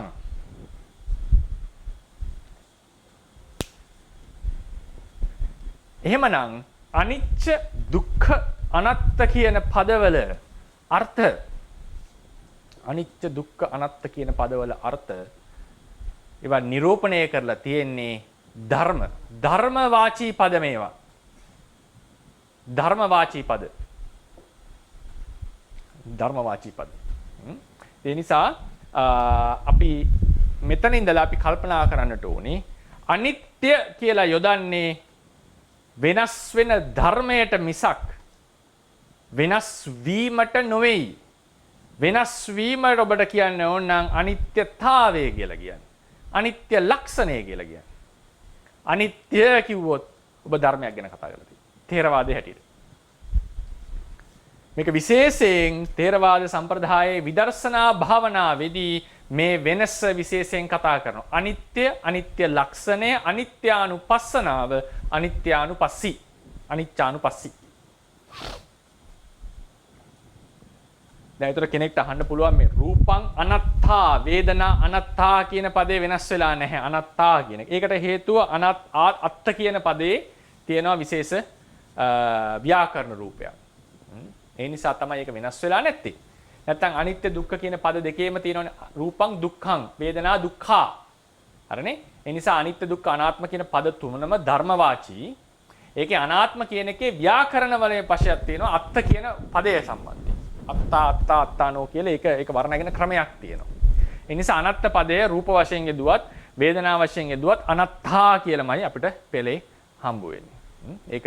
ඒකෙන් ගම්මේ කරන්නේ නැහැ. අනත්ත කියන පදෙහි වෙන අර්ථයක් තියෙනවා කියන එක. ඒක ව්‍යාකරණ වලින් වෙච්ච වෙනසක් තියෙන එක. ඉතින් මේ ටික තමයි අපිට මුලින් කතා කරන්නට තියෙන්නේ. දැන් මම හිතනවා පැහැදිලි වෙන්නට ඇති කියලා. අපි මේ හෑන්ඩ් අවුට් එකේ මුල් කොටස් ටික අපි කියවලා ඉමු. මුල් කොටස් ටික අපි කියවලා. එතකොට සෑම පරමාර්ථ ධර්මයකටම පොදු වූ ලක්ෂණ තුනක් ඇත්තේ. ඒවා නම් අනිත්‍ය ලක්ෂණය, අනිත්‍යතාව, ධර්මයක ඇති පෙර නොතිබී ඉපද බිඳෙන බව, දුක්ඛ ලක්ෂණය, දුක්ඛතාවය, ධර්මයක ඇති දුක් උපදවන බව, අනාත්ම ලක්ෂණය, ධර්මයක ඇති වසඟෙහි නොපැවතිය හැකි බව. මතක තබාගත යුතු වැදගත් කරුණක් නම් පරමාර්ථ ධර්මයක ස්වභාව ලක්ෂණය හා පරමාර්ථ ධර්මය එකිනෙකට සමානයි. ඔය අපි කලින් කතා කරපු ගන්නේ නේද? එනම් පරමාර්ථ ධර්මය යනු මෙහි ස්වභාවය ලක්ෂණයයි. නමුත් සාමාන්‍ය ලක්ෂණ හා පරමාර්ථ ධර්ම, සාමාන්‍ය ලක්ෂණ කියන්නේ මේ ධර්මතා ටික. සාමාන්‍ය ලක්ෂණ හා පරමාර්ථ ධර්ම එකිනෙකට සමාන නැත. මෙම ලක්ෂණයෝ පරමාර්ථ ධර්ම වලින් පිට දැකිය නොහැකි නමුත් ඒවා පරමාර්ථ ධර්ම නොවේ. හොඳටම ඒවා පරමාර්ථ ධර්ම නොවේ. උදාහරණයකට පඨවි ධාතුව අනිකකි. එහි ඇති ඉපද බිඳෙන බව අනිකකි. වේදනාව අනිකකි. එහි දුක් උපදවන බව අනිකකි. විඥානයේ අනිකකි. එහි ඇති වසඟෙහි නොපවතින බව, නොපැවතිය හැකි බව, නොපවතින බව අනිකකි. හරිනේ. තවද මෙම ලක්ෂණ තුන පරමාර්ථ ධර්ම වලින් වෙනස් වුවද ඒවා පරමාර්ථ ධර්ම වලින් වෙන්වද දැකිය නොහැක. ඒක තමයි ඊළඟ පොයින්ට් එක. මේ ධර්මතාව වෙනම නිකන් පරමාර්ථ ධර්ම වල තමයි දකින්න පුළුවන්. ඒ නිසා මම කිව්ව යටත් වෙනවා කියලා කිව්වේ. ධර්මතාවයක් කො මේක නිකන් යුනිවර්සල්. ඒක ඇබ්ස්ට්‍රැක්ට් අයිඩියා එකක්. ඒක පරමාර්ථ ධර්ම වලට එක්ක ආන්දර තමයි විස්තර කරන්න වෙන්නේ. එතකොට තමයි ඒක පරමාර්ථ ධර්ම යම් කිසි පරමාර්ථ ධර්මයක් ඒ නියාමයට යටත් වුණා කියලා අපි කිව්වේ. යටත් වුණා. ඒ නිසා යටත් වීම කියන එක වැදගත් වෙනවා එතනදී. අනිත්‍ය ලක්ෂණ නම්බර 4. අනිත්‍ය ලක්ෂණය, දුක්ඛ ලක්ෂණය සහ අනාත්ම ලක්ෂණ යනු ධර්මතාවෙයි. ඒවා ධර්ම නොවේයි. නම්බර 4. ඒවා ධර්ම නොවේයි. නමුත් අනිත්‍ය දුක්ඛ අනාත්ම යනු ධර්ම වලට ව්‍යවහාර කරනු ලබන නම් වේ. අනිත්‍ය දුක්ඛ අනාත්ම යන නම් ධර්මතා හැඳින්වීමට නොයදිය යුතුය. තා වැදගත් මේවා මේ තේරවාදයේ තියෙන. ඒවා යොදන්න හොඳ නෑ. ධර්මතා හඳුන්වන්න යොදන්න බෑ අනිත්‍ය දුක්ඛ අනාත්ම. මොකද අනිත්‍ය කියන එක අපි හදාගන්නේ අපි තියරිටිකලි අපි හදාගන්නේ අනිත්‍ය ධර්ම අනිත්‍යතා නැමැති ධර්මතාවයට යටත් නිසා. දුක්ඛතා නැමැති ධර්මතාවයට යටත් වෙච්ච නිසා. අනාත්මතා නැමැති ධර්මතාවයට යටත් වෙච්ච නිසා. ඒක අපි නම්බර 6 දී විස්තර කරනවා. අනිත්‍ය ලක්ෂණය ඇති ධර්මය අනිත්‍ය ලෙසද අනිත්‍ය ලක්ෂණය ඇති ධර්මය අනිත්‍ය ලෙසද දුක්ඛ ලක්ෂණය ඇති ධර්මයේ දුක්ඛ ලෙසද අනාත්ම ලක්ෂණය ඇති ධර්මය අනාත්ම ලෙසද හඳුන්වයි. පැහැදිලිද? අනිත්‍ය ලක්ෂණය ඇති ධර්මය අනිත්‍ය ලෙසද දුක්ඛ ලක්ෂණය ඇති ධර්මය දුක්ඛ ලෙසද අනාත්ම ලක්ෂණය ධර්මය අනාත්ම. එනතන කියනවා අනිත්‍ය ධර්ම අනිත්‍යතා නැමැති ධර්මතාවයට යටත් වෙන ධර්මය අනිත්‍ය ලෙසද. කොහොමකවත් හරි. දුක්ඛතා නැමැති ලක්ෂණයට යටත් වෙන ධර්මය දුක්ඛ ලෙසද. අනාත්මතා නැමැති ධර්මතාවයට යටත් වෙන ධර්මය අනාත්ම ලෙසද හඳුන්වයි. ඕකේ තව ක්‍රමයක් තමයි පාලියේ තියෙන ලක්ෂණ සහ ලක්ෂණවන්ත කියලා පදයක්. ලක්ෂණ සහ ලක්ෂණවන්ත කොට මේ ධර්මතා න්‍යාය පැහැදිලි වෙන්නේ නැති නිසා තමයි ගත්තේ නැත්තේ. ත පාලියේ විසුද්ධි මාර්ගයේ එන්නේ ලක්ෂණ සහ ලක්ෂණවන්ත. මොකද්ද? අනිත්‍ය ලක්ෂණය යුක්ත දේ අනිත්‍ය. හරිනේ? දුක්ඛ ලක්ෂණය යුක්ත දේ දුක්ඛය. අනාත්ම ලක්ෂණය යුක්ත දේ අනාත්මය. අපි ගත්තේ මේක ධර්මතාවයට යට වෙන ධර්මයක් කියලා නේ. දෙකම එකයි. නමුත් අර ලක්ෂණවන්ත කොට එච්චර තේරෙන්නේ නැහැ මේ කතාව. ධර්මතාවයක් ලෙස ගත්තම අපිට පැහැදිලි කරගන්න පුළුවන් නිසා මේ අප්‍රෝච් එක. දැන් නම්බර 6 ලියලා තියෙන්නේ ලක්ෂණවන්ත ක්‍රමයෙන්. පොත්වල තියෙන්නේ එහෙම. දැන් රේරුකාණී ස්වාමීන්ගේ පොත බලන්න විදර්ශනා භාවනා ක්‍රමය එහෙම ඒකේ සම්මසන ඥාන යටතේ ලක්ෂණ සහ ලක්ෂණවන්ත කියලා කතා කරනවා. නමුත් ඒක ධර්මතාවයක් බව පොත්පත්වල තියෙනවා. ඒ නිසා මම ධර්මතා සහ ධර්ම කියන ක්‍රමයෙන් මේක විස්තර කරන්න යෙදුණා. උදාහරණයකට පඨවි ධාතුව ඉපෙද බිඳෙන ධර්මයකි. එහි අනිත්‍ය ලක්ෂණය ඇත. අනිත්‍ය ලක්ෂණයට යටයි. අනිත්‍ය නැත්නම් කියන අනිත්‍ය ධර්මතාවයට යටයි. අනිත්‍ය ලක්ෂණයේ යුක්ත පඨවි ධාතුව අනිත්‍ය ලෙස හැඳින්වේ. වේදනාවෙහි දුක් උපදවන ලක්ෂණයක් ඇත. දුක්ඛ ධර්මතාවයක් ඇත. එනම් වේදනාව දුක්ඛ ලක්ෂණයේ යුක්තයි. නැත්නම් දුක් උපදවන දුක්ඛ ධර්මතාවට යටයි. එබැවින් වේදනාව දුක්ඛ ධර්මයකි. විඥානයේ වසඟෙහි නොපැවතිය හැකි ධර්මයකි. එනම් විඥානයේ අනාත්ම ලක්ෂණයේ යුක්තය. එම නිසා ඒක නසා නෙවෙයි නිසා වෙන්නට ඕනේ. එම නිසා විඥානය අනාත්මය. අනාත්ම ධර්මතාවයට යට වෙච්ච නිසා. කොටින්ම කිවහොත් අනිත්‍ය සහ අනිත්‍ය ලක්ෂණය නැත්නම් අනිත්‍යතාවය යනු දෙකකි. එලෙසටම දුක්ඛය සහ දුක්ඛ ලක්ෂණය යනුද අනාත්මය සහ අනාත්ම ලක්ෂණය අනාත්මතාවය යනුද වෙන් වූ අර්ථවාචී පදය. මෙම වෙනස තේරුම් ගැනීම විදර්ශනා භාවනාවට අතිශයින්ම වැදගත්ය. අතිශයින්ම වැදගත්. ඒකට වැදගත් වෙන පොයින්ට් එක මොකක්ද දන්නවද? දැන් ධර්මය ධර්මතාවයට යටත්නේ. එහෙම නැත්නම් කියන්නේ ධර්මයේ ලක්ෂණයෙන් යුක්තයි. ඔය ක්‍රම දෙකමනේ අපි කියන්නේ ධර්මතාවයට යටත් ලක්ෂණයෙන් යුක්තයි. දැන් ලක්ෂණ කතාවෙන් බලන්නකො. ලක්ෂණ සහ ලක්ෂණවන්ත ලක්ෂණයෙන් යුක්ත. දැන් ධර්මයක ලක්ෂණේ තියෙනවා. ඒ පවතිනවා. ඒක හොයාගන්න පුළුවන් ඒ ලක්ෂණේ. දකින්නට පුළුවන් ඒ ධර්මතාවයට යටත් වෙන බව. අපි විදර්ශනා කරනකොට ලක්ෂණය අනුසාරයෙන් ලක්ෂණවන්තයයි තේරුම් ගන්න. අනිත්‍ය ලක්ෂණය අනුසාරයෙන් අනිත්‍ය ධර්මය තේරුම් ගන්න. ධර්මතාවයේ අනුසාරයෙන් ධර්මයයි තේරුම් ගන්න. අපි කලකිරෙන්නේ හොඳට බලන්න. කලකිරෙන්නේ ලක්ෂණයටද ලක්ෂණයටද ධර්මයටද? ධර්මතාවයටද ධර්මයටද? අපි කලකිරෙන්නේ ධර්මයට. හොඳ උදාහරණයක්. ස්වාමීන් වහන්සේ කෙනෙක් පාත්‍රයක් ගන්නට යනවා කඩේට. දැන් හොඳට පාත්‍රය බැලුවම හොඳ ලස්සනයි. ඒ කියන්නේ අවශ්‍යතාවයකට කැපකරුවෙක් කියන්නේ. ගිහිල්ලා බැලුවම හොඳ පාත්‍රයක් කැමති මේ ගන්න යනවා දැන්. හැබැයි බලනකොට අන්තිමට අහු වෙනවා යට පොඩි පැලුම් තුනක් තියෙනවා. ක්‍රැක්ස් තුනක් තියෙනවා. මේ ක්‍රැක් තුනක් තියෙනවා. මේකෙන් වතුර ලීක් ගන්න භාජන ආහාර එළියට යනවා. කැඳ ටික එළියට යනවා. හරි? මේ තමයි ලක්ෂණ තුන. මේ පාත්‍රයේ දෙයක් ලෙස ගන්න පාත්‍රයේ තියෙන ලක්ෂණ තුනක්. පරමාර්ථ ධර්මයක් සිතෙහි අනිත්‍ය ලක්ෂණය, දුක්ඛ ලක්ෂණය, අනාත්ම ලක්ෂණය තියෙනවා. සිතෙහි අපිට දකින්නට පුළුවන්. රූපේහි අනිත්‍ය ලක්ෂණය, දුක්ඛ ලක්ෂණය, අනාත්ම ලක්ෂණය තියෙන අපිට දකින්නට පුළුවන්. ඒක ඔබ්සර්ව් කරන්නට පුළුවන්. දැන් මේ ස්වාමින් වහන්සේ පාත්‍රයේ ගණ්ඩ හදලා ඒකේ පැලුම් තුන දැක්කට පස්සේ කලකිරෙන්නේ පැලුම් වලටද පාත්‍රයටද? පාත්‍රේ නෙපා කියන්නේ. හිතන්නකො පාත්‍රේ නෙපා වෙන්නේ යාට. පැලුම් නෙවෙයිනේ. ඇයි එපා වුනේ? පැලුම් තිබිච්ච නිසා. කලකිරෙන්නේ පාත්‍රයට. දැන් අපි කවුරු හරි ගාව වැරදි අඩුපාඩු තියෙනවා නම් කලකිරෙන්නේ අඩුපාඩුවටද මිනිස්සයාටද සාමාන්‍ය? මිනිස්සයන්නේ කරන්නේ. ඒකනේ සාමාන්‍ය හැටි නේද? ඒක හොඳයි නැද්ද කියන වෙනම කතාවක්. නමුත් ස්වභාවය එහෙමනේ. එතකොට පාත්‍රයේ සිදුරු දැක්කම කලකිරුනේ පාත්‍රය කෙරෙහි. ඒ වගේ මේ ලක්ෂණ දැක්කම යෝගාවචරය කලකිරෙන්නේ ධර්ම කෙරෙහි. ධර්ම කෙරෙහි කලකිරෙන්නේ. ඊට වැදගත්. ලක්ෂණය කෙරෙහි නෙමෙයි කලකිරෙන්නේ ධර්ම කෙරෙහි කලකිරෙන්නේ. විදර්ශනාව. විදර්ශනා ඥානෙ ඊට වැදගත් එකක්. ඒ නිසා බලා මතක තියාගන්න බුදුරජාණන් වහන්සේ රූපං අනිච්චං ආදී ලෙස දේශනා කරේ ධර්ම මූලික කරගෙන. දැන් උන් අපි ඊළඟට හෑන්ඩ් අවුට් එකට යන් වැදගත්. රූපං අනිච්චං වේදනා අනිච්චා සංඥා අනිච්චා සංඛාරා අනිච්චා විඥානං අනිච්චං යන පාඨ වලින් කියවෙනුයේ රූපය වේදනාව සංඥාව සංස්කාර සහ විඥානයේ ඉපද බිඳෙන බව නොවේ.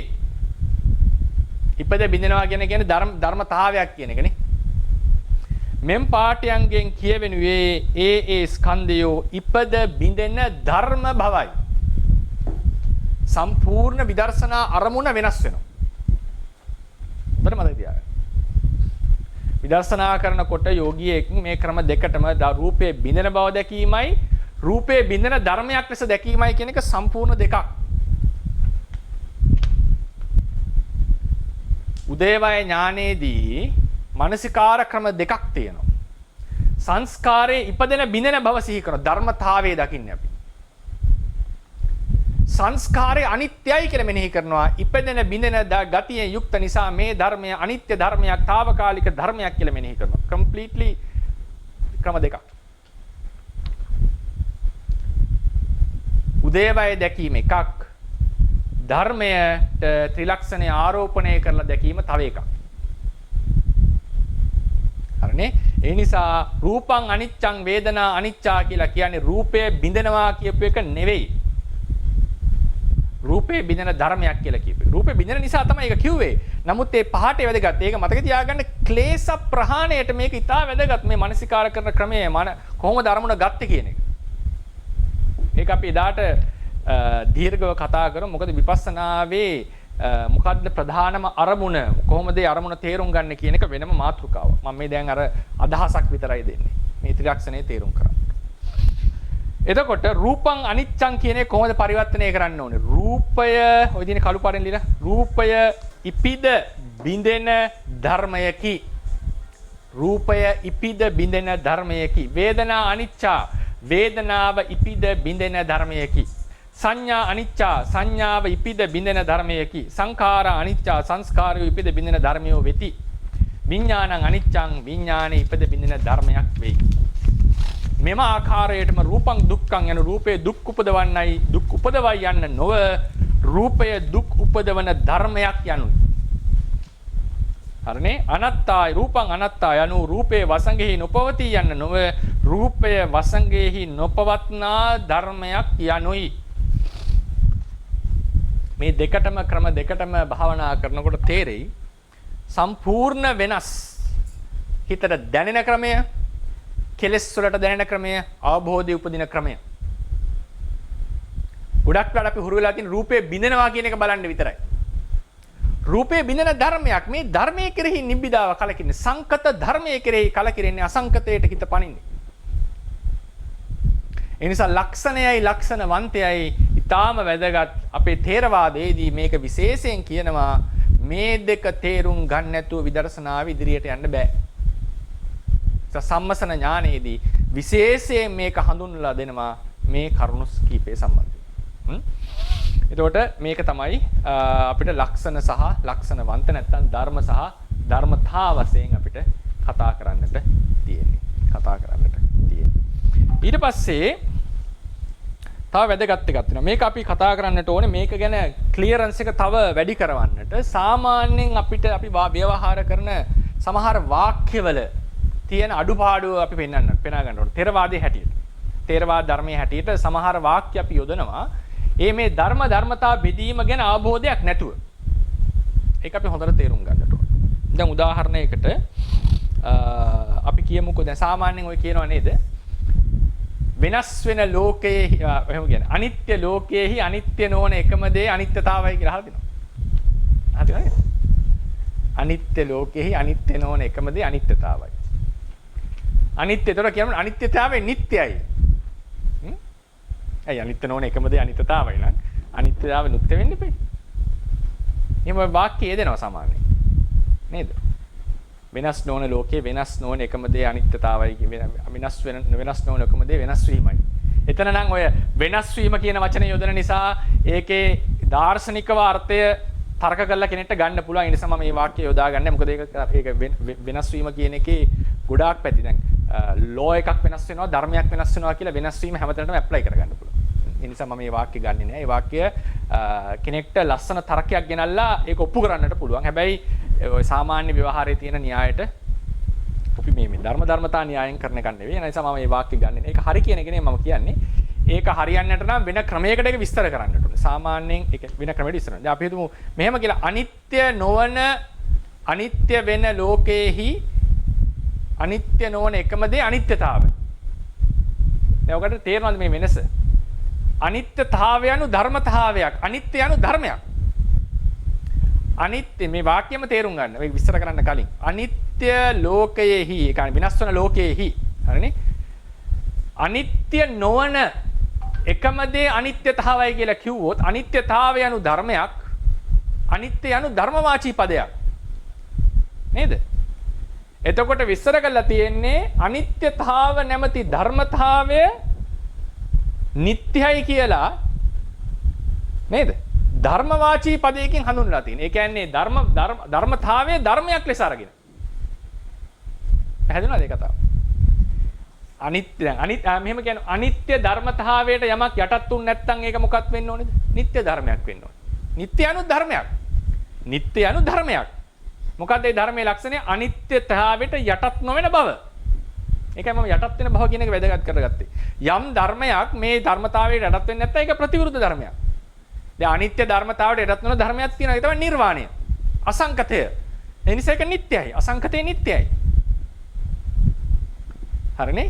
එතකොට අපි කිව්වොත් එම අනිත්‍යතාවය නිට්ටයයි කියලා මොකද්ද මේ කරලා තියෙන්නේ? ධර්මතා නිට්ටය අනිත්‍ය භාවය වෙන ධර්ම වලට. අනිත්‍යතාවයේ නිට්ටයතාවය එන්න ඕනේ ධර්මතාවලට. අනිත්‍යතාවයේ නිට්ටයයි කිව්වොත් එහෙම ධර්මතා පැටලවිල්ලක් වෙනවා. ධර්මතාවයක් හඳුන්වලා තියෙනවා ධර්මවාචී පදයකින්. හරි නේද? ධර්මතාවයක් හඳුන්වලා තියෙනවා ධර්මවාචී පදයකින්. ඒ නිසා අපි මේ ධර්මතා ભેදයේ තේරුම් ගත්තම මේ පැටලවිල්ල අපිට එන්නේ නැහැ. මේ පැටලවිල්ල අපිට එන්නේ නැහැ. දැන් උදාහරණයකට ගත්තොත් අපි හිතමුකෝ ධර්මතාවයක් සම්බන්ධයෙන් කොහොමද කතා කරන්න ඕනේ? ධර්මතාවයේ සම්බන්ධයෙන් මම අනිත්‍ය නිට්ටය කියන පද දෙක විතරක් ගන්නම් මෙතනදී. මොකද හේතුව ධර්මතා ගොඩක් තියෙනවා සංකත. ධර්මතාවයේ නේද? නිට්ටය අනිත්‍ය ධර්මතාවයේ ගොඩක් තියෙනවා ධර්මතා කියන ඒවා. ඉතින් ඒ නිසා ඒක ගන්න නැතුව අපි සාමාන්‍යයෙන් අර ව්‍යවහාරයේ තියෙන අනිත්‍ය නොවන අනිත්‍යතාවයේ නිට්ටයයි කියලා අපිට අන්තිමට අපි ලොජිකලි තර්කයක් ගේනවා. ඒ තර්කයේ තේරවාදයේ හැටියට ඒ තර්කන න්‍යාය වැරදි. මොකද අනිත්‍යතාවය යනු ධර්මතා ගොඩේ තියෙන එකක්. නිට්ටය අනිත්‍ය යනු ධර්මවල තියෙන දෙයක්. ධර්මතාවයක් ධර්ම අනුසාරයෙන් හඳුන්වුවොත් ඒක වැරදි. ඒ කියන්නේ ඒකට මේක ධර්මයක් වෙලා තියෙනවා. ඒකට අපිට අහන්න වෙනවා මේ අනිත්‍යතාව නැමැති ධර්මතාවයේහි ස්වභාව ලක්ෂණය මොකද්ද? අනිත්‍යතාව නැමැති ධර්මය වෙනවා. ඒක අනිත්‍යතාවයේ ධර්මයක් වෙනවා. අනිත්‍යතාවයේ නැමැති ධර්මයේ ස්වභාව ලක්ෂණය කවරක්ද? ඒක ඉපදීම් බිඳීම් තියනවද නැද්ද? ප්‍රශ්න ගොඩක් එනවා. ඒක විසඳ ගන්නට බෑ. ඒ කියන්නේ ඒක සම්පූර්ණ මිශ්‍ර නොකර හැකි දෙයක එකතුවක් මේ තියෙන්නේ. දැන් උදාහරණයකට අපි දැන් නිට්ටය අනිත්‍ය කියන අර්ථය විතරක් ගමු. ඒ නිට්ටය අනිත්‍ය කියන අර්ථය විතරක් ගමු. එක ධර්මතාවයක්.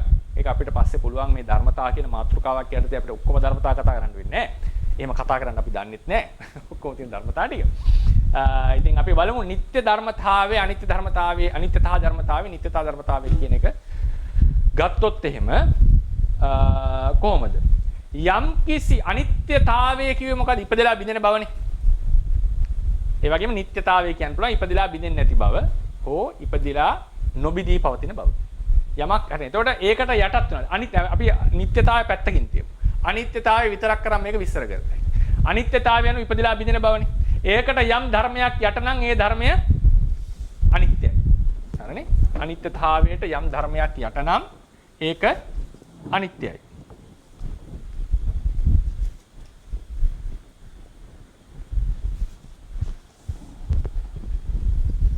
විනාඩි කිහිපයක් මම වැඩිපුර ගනියද? අනිත්‍යතාව නැමැති අනිත්‍ය ධර්මතාවයට යට නම් ලක්ෂණය කියන එකත් අයින් කරන්නම්කෝ. අනිත්‍ය ධර්මතාවයට යට නම් ඒක අනිත්‍ය ධර්මයක්. හරිනේ? අනිත්‍ය ධර්මතාවයට යට නැත්නම් ඒක මොකද්ද? ඒක නිට්ටය ධර්මයක්.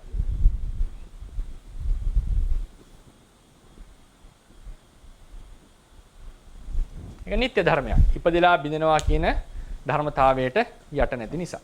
යමක් නිට්ටය ධර්මයක් වෙන්න පුළුවන් නම් ක්‍රම දෙකක් පුළුවන් නේ. තර්කානුකූලව. යමක් හටගෙන කවදාවත් බිඳෙන්නේ නැතුව පවතිනවා. හට ගැනීමක් නැතුව හැමදාම පවතිනවා. ඔය දෙකනේ නිට්ටය වෙන්නේ. ධර්මනේ මේ කතා කරන්නේ. යම් ධර්මයක් හටගෙන නිරුද්ධ වෙන්නේ නැත්නම් ඒක නිට්ටයයි. හට ගැනීමක් නැහැ දෙකටම පවතිනවා ඒත් නිට්ටයයි. හැබැයි තේරවාද බුදුදහමේ හැටියට හටගෙන නිරුද්ධ නොවි පවතින ධර්මයක් නැත. ඒ නිසා පළවෙනි එක අභව්‍ය ස්ථානයේ තමයි අපි දාන්නේ. තේරවාදී. නිට්ටය වෙන්නේ තේරවාදයේ හැටියට හට ගැනීමක් නැතුව හැමදාටම පවතිනා වූ ධර්මයක්. මේක තමයි නිට්ටය ධර්මතාවය. හරිනේ? නිවන අසංකතය. හරිනේ? අනිත්‍ය ධර්මයක් වෙන්නේ හටගෙන නිරුද්ධ වෙන්නට ඕනේ. හට ගන්න කලින් තිබුණේ නැහැ. හටගත්තට පස්සේ ඒක නැහැ. මේක අනිත්‍ය ධර්මතාවයක අනිත්‍ය ධර්මයක ලක්ෂණය. හරිනේ?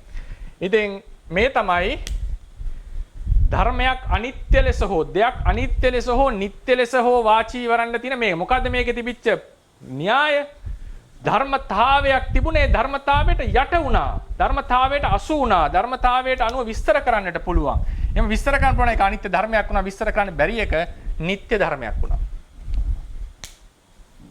හරිනේ දැන් අනිත්‍යතාවය නිට්ටයයි කිව්වොත් කියන්න වෙන්නේ මොකද්ද අනිත්‍යතාවයට අපි නිට්ටයයි කියලා කිව්වා කියන්නකො.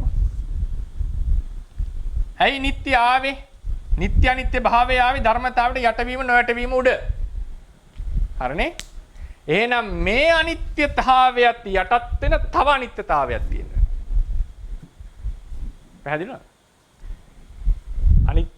යමක් අනිත්‍ය හෝ නිට්ටය ලෙස විවරණය කළේ ධර්මතාවයට යටත් වීම උඩනේ. යටත් වීම නොවීම උඩ. මේ අනිත්‍යතාවය මේකට තරක තුනක් දෙක තුනක් එන්නට පුළුවන් එක තරකයක් මේ අනිත්‍යතාවයේ නිට්ටය වෙනවා කියලා කියන්නේ මේ අනිත්‍යතාවයේ නිට්ටය වෙනවා කියලා කියන්නේ මෙය අනිත්‍යතාවයට යටත් තුන් නැහැ කියන එක යටත් තුන් නැහැ කියන එක. එතකොට අනිත්‍යතාවයට යටත් තුන් නැහැ කියන එකේ ක්‍රම දෙකක්ම පුළුවන් නේ ගන්න. මෙයාට යටත් තුන්නේ නැහැ. ඔහුටම යටත් තුනේ නැහැ කියන්න පුළුවන්. තවත් අනිත්‍යතාවයේ නැමැති තවත් ධර්මතාවයක් තියෙනවා. ඒ කියන්නේ මේක 1 මේක 2 මේ අනිත්‍යතාව නැමැති ධර්මතාවයට යටත් උනේ නැහැ. ඒ නිසා නිට්ටය වෙනවා. එහෙම නැත්නම් Tamanට යටත් උන්නේ නැති නිසා නිට්ටය වෙනවා. ඕකනේ කියන්න පුළුවන් එකම ක්‍රම දෙක. අයි හේතුව නිට්ටය අනිත්‍ය කියන පදය වාචී උනේ හරිනේ වාචී උනේ අනිත්‍යතාවයට යටත් වීම නොවීම කියන එක පදනම් කරගෙන. එහෙමනම් අනිත්‍යතාවයට නිට්ටය පදයේ ගේන්න ඕනේ නම් දැන් අපිට කියන්න වෙනවා මේ ධර්මතාවය අනිත්‍යයට යට වුන්නේ නැහැ කියන එක. ඒතකොට තර්ක දෙකයි මේ අනිත්‍ය මෙයාට යට වුනේ නැහැ නැත්නම් වෙන අනිත්‍යතාවයක් තිබිලා ඔහු යට වුනේ නැහැ කියන එකයි. මතක තියාගන්න ධර්මතාවයක් ගත්තම ඔය න්‍යාය එන්නේ මේ නිසා. ධර්මතාව මම ඒකට එන්න අවසානයේදී මේ තර්කනේ විස්තර කරගන්න. ඊට කලින් කියන්නට ඕනේ කියන්න බැරි වෙච්ච දෙයක්. ධර්මතාවයක අපි අනිත්‍ය නිට්ටය ලෙස ධර්මතාවයක් අර්ථකථනය කරන්නට හේතුවක් තියෙනවා. ඒක සාධාරණයි. හේතුව තමයි ධර්මතාවයේ හැමතැනටම වැලිඩ් නේ. ධර්මතාවයේ හැමතැනම ක්‍රියාත්මකයි නේද? ධර්මතාවයේ හැමතැනම ක්‍රියාත්මකයි. ඒ නිසා තමයි අපි කියන්නේ අනිත්‍යතාවය හැමදාම නිට්ටයයි කියලා.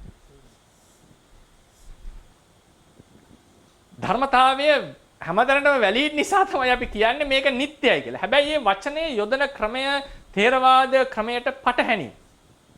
මොකද අනිත්‍ය නිට්ටය anu ධර්මයකට යොදන පදයක්. ධර්මතාවයකට නොවේ. ධර්මතාවයක් ගැන විස්තර කරන්නට ඕනේ. ඒක සැබෑ ධර්මතාවයක්ද මනක් කල්පිත ධර්මතාවයක්ද? සැබෑ ධර්මතාවයක්ද මනක් කල්පිත ධර්මතාවයක්ද කියන එක වෙනම විස්තර. ඒක සැබෑද සැබවින්ම තියෙන එකක්ද සැබවින්ම ක්‍රියාත්මක වෙන එකක්ද නැද්ද කියන එකයි අපි කතා කරන්නට ඕනේ. අපි මේ තර්කයට එන්න කලින් අපි ඉස්සෙල්ලා මේ හෑන්ඩ් එකේ පොඩ්ඩක් කියවලිමු. නම්බර 7 සාමාන්‍ය ලක්ෂණ පවතුනුයේ ධර්ම කෙරෙහිය. එනම් ස්වභාව ලක්ෂණ ඇති දේවල් කෙරෙහිය. හරිනේ? සාමාන්‍ය ලක්ෂණ කියලා ගත්තේ මේ ධර්මතාව පවතින්නේ ධර්ම කෙරෙහි. සාමාන්‍ය ලක්ෂණ වලින් හැඳින්විය යුත්තේ ධර්ම මිස ධර්මතා නොවේ. ඒ කියන්නේ මම අදහස් කරේ එතන ටිකක් කන්ෆියුස් වෙන්න පුළුවන්. ධර්මතාවයකට යටත් වුණාම හඳුන්වන්නේ ධර්ම සම්බන්ධයෙන්. සාමාන්‍ය ලක්ෂණනු ධර්මතා වෙති ඒවා ධර්ම නොවේති. මෙහිදී ධර්ම සහ ධර්මතාවල වෙනස මනාව තේරුම් ගත යුතුය. මෙතනින් පැහැදිලි වේ. ධර්මයක් යනු ස්වභාව ලක්ෂණයක් ඇති දෙයකි. ධර්මතාවයක් යනු නියාමයකි. උදාහරණයකට විඥානය යනු ධර්මයකි. එහි ලක්ෂණය නම් ආරම්මන විජානන ලක්ෂණයයි. පරමාර්ථ ධර්ම වල ඉපද බිඳෙන බව ධර්මතාවයකි. එනම් නියාමයකි. ඉපද බිඳේ විඥානී ඉපද බිඳෙයි. විඥානයේ ඇති ඉපද බිඳෙන බව නම් ඒ ඉපද බිඳෙන ධර්මතාවයට යටත් වීමයි. පැහැදිලි නේද? ඉපද බිඳෙන ධර්මතාවයට යටත් වීමයි. ඒ නිසා ඒ කියන්නේ ඒකට යටත් වුණා. එතකොට ඒක අනිත්‍ය ධර්මයක් වුණා. තවද උඩ දැමූ ගලක් බිම වැටීම, රෝදයක් ඉදිරි අතර කැරකෙන කල්ලි රදය ඉදිරියට යෑම, හටගන්නා සියලු සංස්කාරෝ බිඳී අවසන් වීම යනාදිය ධර්මතා මිස ධර්ම නොවන්නේය. මේ ධර්ම නෙමෙයි මේ ධර්මතා. යමක් සැබවින්ම පවතින ධර්මතාවක් නම් එය සෑම කාලයකටම වළංගු විය යුතුයි. ධර්මතාවයේ වළංගු වෙන්නට ඕන. එබැවින් පහළවන සෑම විඥානයක්ම ඉපිද බිඳෙයි. පෘථිවියෙහි ගුරුත්වයේ පවතින ශේෂ්ත්‍රයේදී උඩ දැමූ ගලක් බිම වැටේ. ධර්මතාවයක් සම්බන්ධයෙන් සැලකිය යුත්තේ සැබවින්ම සිදුවන්නක්ද නොයසේනම් මනක් කල්පිත යන්නද මනක් කල්පිතයක්ද යන්නයි. යම් ධර්මතාවයක් සැබවින්ම අත්දැකිය හැකි නම් ඒ සැබෑ ධර්මතාවයක් වන අතර එසේ අත්දැකිය නොහැකි නම් එය සැබෑ ධර්මතාවයක් නොවන්නේය. සැබෑ ධර්මතාවයක්ද සැබෑ නොවන ධර්මතාවයක්ද? අනිත්‍ය නිට්ටය යනාදී පද යොදා ගනුවේ ධර්ම විස්තර කිරීමට මිස ධර්මතා විස්තර කිරීමට නොවේ. ධර්මතා විස්තර කිරීමට අනිත්‍ය නිට්ටය යන පදයන් යොදා ගැනීම ථේරවාද සම්ප්‍රදායට අනුව පටහැනිය. එනම් අනිත්‍ය ලෝකෙහි අනිත්‍ය නොවන එකම දේ අනිත්‍යතාවයි. අනිත්‍යතාවේ නිට්ටය වේ යනාදී ප්‍රකාශන ධර්ම සහ ධර්මතා අතර වෙනස නොදැනීම නිසා සිදුවකි. ඒක හොඳට පරිස්සම් වෙන්නට ඕනේ මේ වචන අපි භාවිතා කරනකොට. එතකොට ඉහත ප්‍රකාශනවල ඇති යුක්ති විරෝධී බව මෙසේ දත යුතුයි. දැන් අපි ඒ තර්කණයට එනවා. යුක්ති විරෝධී වෙන්නේ කෙසේද? ධර්මයක් කෙරෙහි මේක ටිකක් ගැඹුරු වෙන්නට පුළුවන්. ධර්මයක් කෙරෙහි අනිත්‍ය හෝ නිට්ටය ව්‍යවහාරයට පදනම මොකද්ද? නිට්ටය හෝ අනිත්‍ය ව්‍යවහාරයට පදනම වනුයේ අනිත්‍යතා සංඛ්‍යාත ධර්ම නියාමයයි. යම් ධර්මයක් අනිත්‍ය ලෙස නම් කරනුයේ අනිත්‍යතා නම් වූ සංඛ්‍යාත ධර්ම නියාමයට යටත් වන නිසාය. සංකත පරමාර්ථය එසේ අනිත්‍යතාවට යටත් වන නිසා අනිත්‍ය නම් වෙති. යම් ධර්මයක් මේ අනිත්‍යතා නියාමයට යටත් නොවේ නම් එය නිත්‍ය ධර්මයකි. නිර්වාණය බන්ධකි. අනිත්‍යතා සංඛ්‍යාත නියාමය සෑම කල්හි වළංගු වන නිසා ඒ හැඳින්වීමට නිත්‍ය පදේ යොදා ගැනීම යුක්ති නොවන්නේය. මන්දයත් අනිත්‍යතා ධර්මතාවයට යටත් නොවන ධර්මයක්. අනිත්‍යතාවයට යටත් නොවන ධර්මයක්ම යටත් නොවන ධර්මයක් නිත්‍ය ලෙස හැඳින්විය යුතු නිසාය. අනිත්‍යතා සංඛ්‍යාත ධර්මතාවය නිත්‍ය ලෙස හැඳින්වීම වනාහි මොන වගේ දෙකක්ද? අනිත්‍යතාව නැමැති ධර්මතාවය යමෙක් නිත්‍ය ලෙස හඳුන්වනවා නම් අනිත්‍යතා ධර්මතාවය අනිත්‍යතා ධර්මතාවයට යටත් නොවීමක් ලෙස සැලකීමයි. අනිත්‍යතාවය නිත්‍ය කියලා කියන්නේ අනිත්‍යතාවය අනිත්‍යතාවයට යටත් වුන්නේ නැහැ කියලා කියන එක නෙමෙයි කියන්නේ. නේද? ධර්මතාවයක් ඒටම යටත් වීම හෝ නොවීම සලකා තා වැදගත්. ධර්මතාවයක් ඒටම යටත් වීම හෝ නොවීම සලකා ධර්මතාවයට යටත් වීම හෝ නොවීම පදනම් කරගෙන ධර්මවලට යොදන නම් වලින් ධර්මතාවය හැඳින්වීම යුක්ති නොවන්නේ. මොකද දැන් ධර්මතාවයට යටත් වීම නොවීම පදනම් කරගෙන ධර්මවලටයි මේ නම දුන්නේ. නේද? ඒ නම ආපහු මේ ධර්මතාවයකට යටත් වෙනවද කියන එක අරගෙන මේක මෙතනට ඇඳලා ගත්තොත් මොකද වෙන්නේ? මේකට ධර්මයක් කිව්ව වෙනවද? ඒ වචන ගැලපෙන්නේ. මොකද මේ වචන එක්ස්ක්ලූසිව්ලි ධර්ම හැඳින්වීමටයි බුදුරජාණන් වහන්සේ යොදාගෙන තියෙන්නේ අපේ ත්‍රිපිටකයේ හැටියට. සැබවින්ම ධර්මතාවයක් ඒටම යටත් වේ හෝ නොවේයි සැලකීමද යුක්ති නොවන්නේය.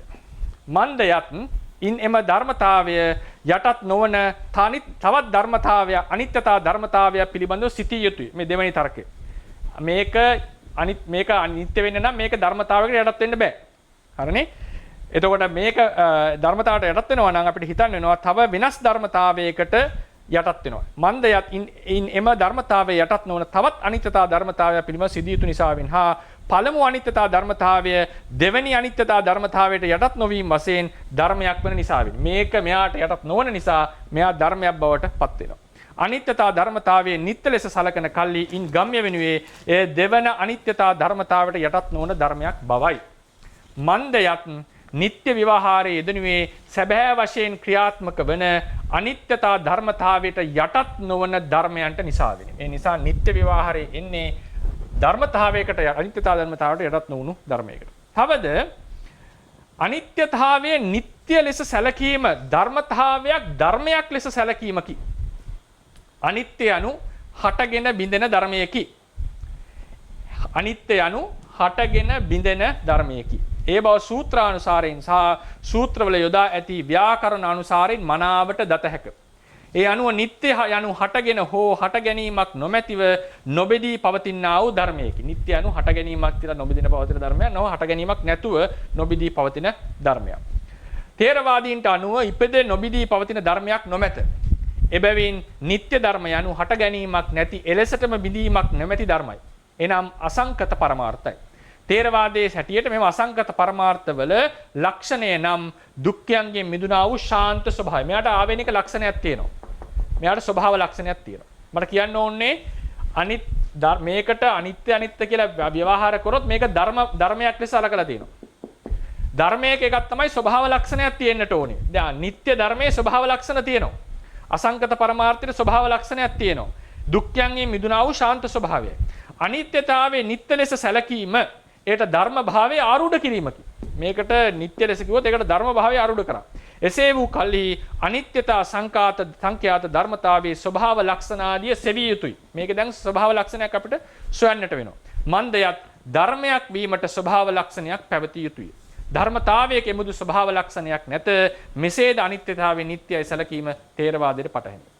එබැවින් ධර්මතාවල සෑම කල්හිම ක්‍රියාත්මක වන බව නිසා ධර්මතා නිත්‍ය ලෙස සලකා සියල්ල අනිත්‍ය නොවේ යන ප්‍රකාශන ධර්ම සහ ධර්මතා අතර වෙනස නොවැටහීම නිසා සිදු කරනු ලබන අතර ථේරවාද දර්ශනයට අනුව අනිත්‍ය නිට්ටය යන පදද ධර්මතා යනාදී පදද පැහැදිලි නිර්වචන සහිත බව දත යුතුයි. ධර්මතාවයක් මොකද්ද? ධර්මය මොකද්ද? අනිත්‍යතාවය මොකද්ද? අනිත්‍ය මොකද්ද? මේවා ඉතා පැහැදිලිවම දත යුතුයි. ථේරවාද සම්ප්‍රදායට අනුව මේක තමයි කියන්න ඕන අවසාන කන්ක්ලූෂන් එක. නිගමනය. සංස්කත සංකත පරමාර්ථ සියල්ල ඉපද බිඳී යන බැවින් අනිත්‍ය වෙති. අසංකත පරමාර්ථ සියල්ල ඉපද බිඳීම් නැති බැවින් නিত্য වෙති. සත්‍ය වශයෙන් ක්‍රියාත්මක වන ධර්මතා සියල්ල සැබෑ ධර්මතා වන අතර ඒවා හැඳින්වීමට නিত্য අනිත්‍ය ආදී පද යොදා නොගත යුතුය. ඒ නිසා උඩ දැමූ ගල බිම වැටීම නිට්ටයයි කියලා කියන්න සුදුසු නැහැ. වාහනයක් රෝදේ ඉදිරියට යනකොට වාහනය ඉදිරියට තල්ලු වෙනවා කියන එක කියන්නට සුදුසු නැහැ. ඒවා ලෝකයේ ක්‍රියාත්මක වෙන ධර්මතා නිට්ටය අනිත්‍ය ලෙස කතා කළ යුතු නැහැ. සියල්ල අනිත්‍ය නැහැ කියලා නිකන් පොදුවේ අපි කියනවා නම් මේ කතාව ඒ කතාවට අපි හිතුවොත් මේ වගේ උඩ දැමූ ගල බිම වැටෙනවා කියන එක නිට්ටයයි, රෝදයක් ඉස්සරහට යනකොට කාර් එක ඉස්සරහට යන එක නිට්ටයයි කියන වගේ උදාහරණ අපි අරගන්නවා නම් මේ අරගෙන තියෙන ධර්මතාවල උදාහරණ. ඒ ධර්මතාවල උදාහරණ අරගෙන තියෙන්නේ. ඒක සම්පූර්ණයෙන් එකිනෙකට විස්තර කරගත නොහැකි ලොකු ආරවුලක ප්‍රතිඵලයක්. ඊට වඩා තවත් දුර්වල තර්කණයක් තියෙනවා. ඒක මම ලියුවේ නෑ හෑන්ඩ් අවුට් එකේ. ඊටත් වඩා දුර්වල ඒක කියලා මම අවසන් කරන්න.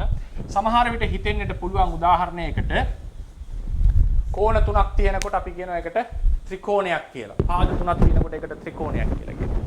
එතකොට බැරි වෙලා හරි අපි මෙහෙම තර්කයක් ගත්තොත් එහෙම ත්‍රිකෝණයේහි පාද තුන නිට්ටයයි කියලා කිව්වොත්, ත්‍රිකෝණයේහි පාද තුන නිට්ටයයි කියලා කිව්වොත් මේක සම්පූර්ණයෙන්ම ධර්මයේ පිළිබඳව බිඳුවක්වත් අදහසක් නැතුව කරපු ප්‍රකාශනයක්. මොකද හේතුව දැන් උඩ දැමූ ගල බිම වැටෙනවා කියන එක නිට්ටයයි කියන එකට it makes sense. මොකද ඒකේ තියෙනවා, මොකද ඒ හැම තැනටම වෙන දෙයක්.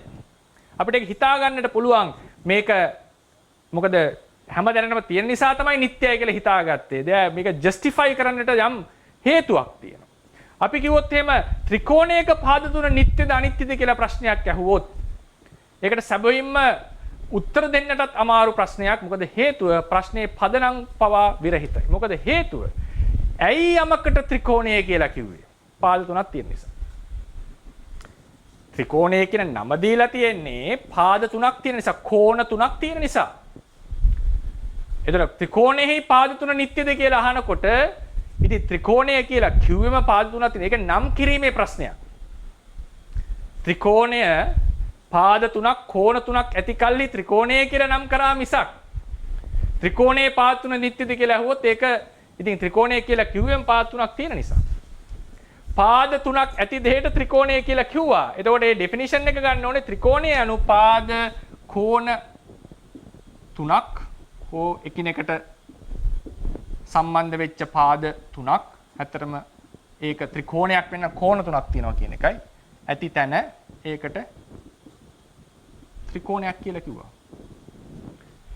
දැන් ප්‍රශ්නය අහන්නේ අන්තිමට රිවර්ස් එකට. ත්‍රිකෝණයක අනිවාර්යෙන් පාද තුනක් තිබෙද? ඔව්, ත්‍රිකෝණය කියලා කියන්නේම පාද තුනක් දීපු තැනට දීපු නමක් විතරයි. ඒක නමක්නේ. ඒකේ නিত্য අනිත්‍ය කතා ධර්මතා කතාවක්වත් නැහැ එතන. ධර්මතාවයක් කියන්නේ සිදුවීමක්. ත්‍රිකෝණය යනු නම් කිරීමක්. ඵල දරන දෙයට ගහ කිව්වා. දැන් අපිට නමක් දුන්න මොකක් හරි.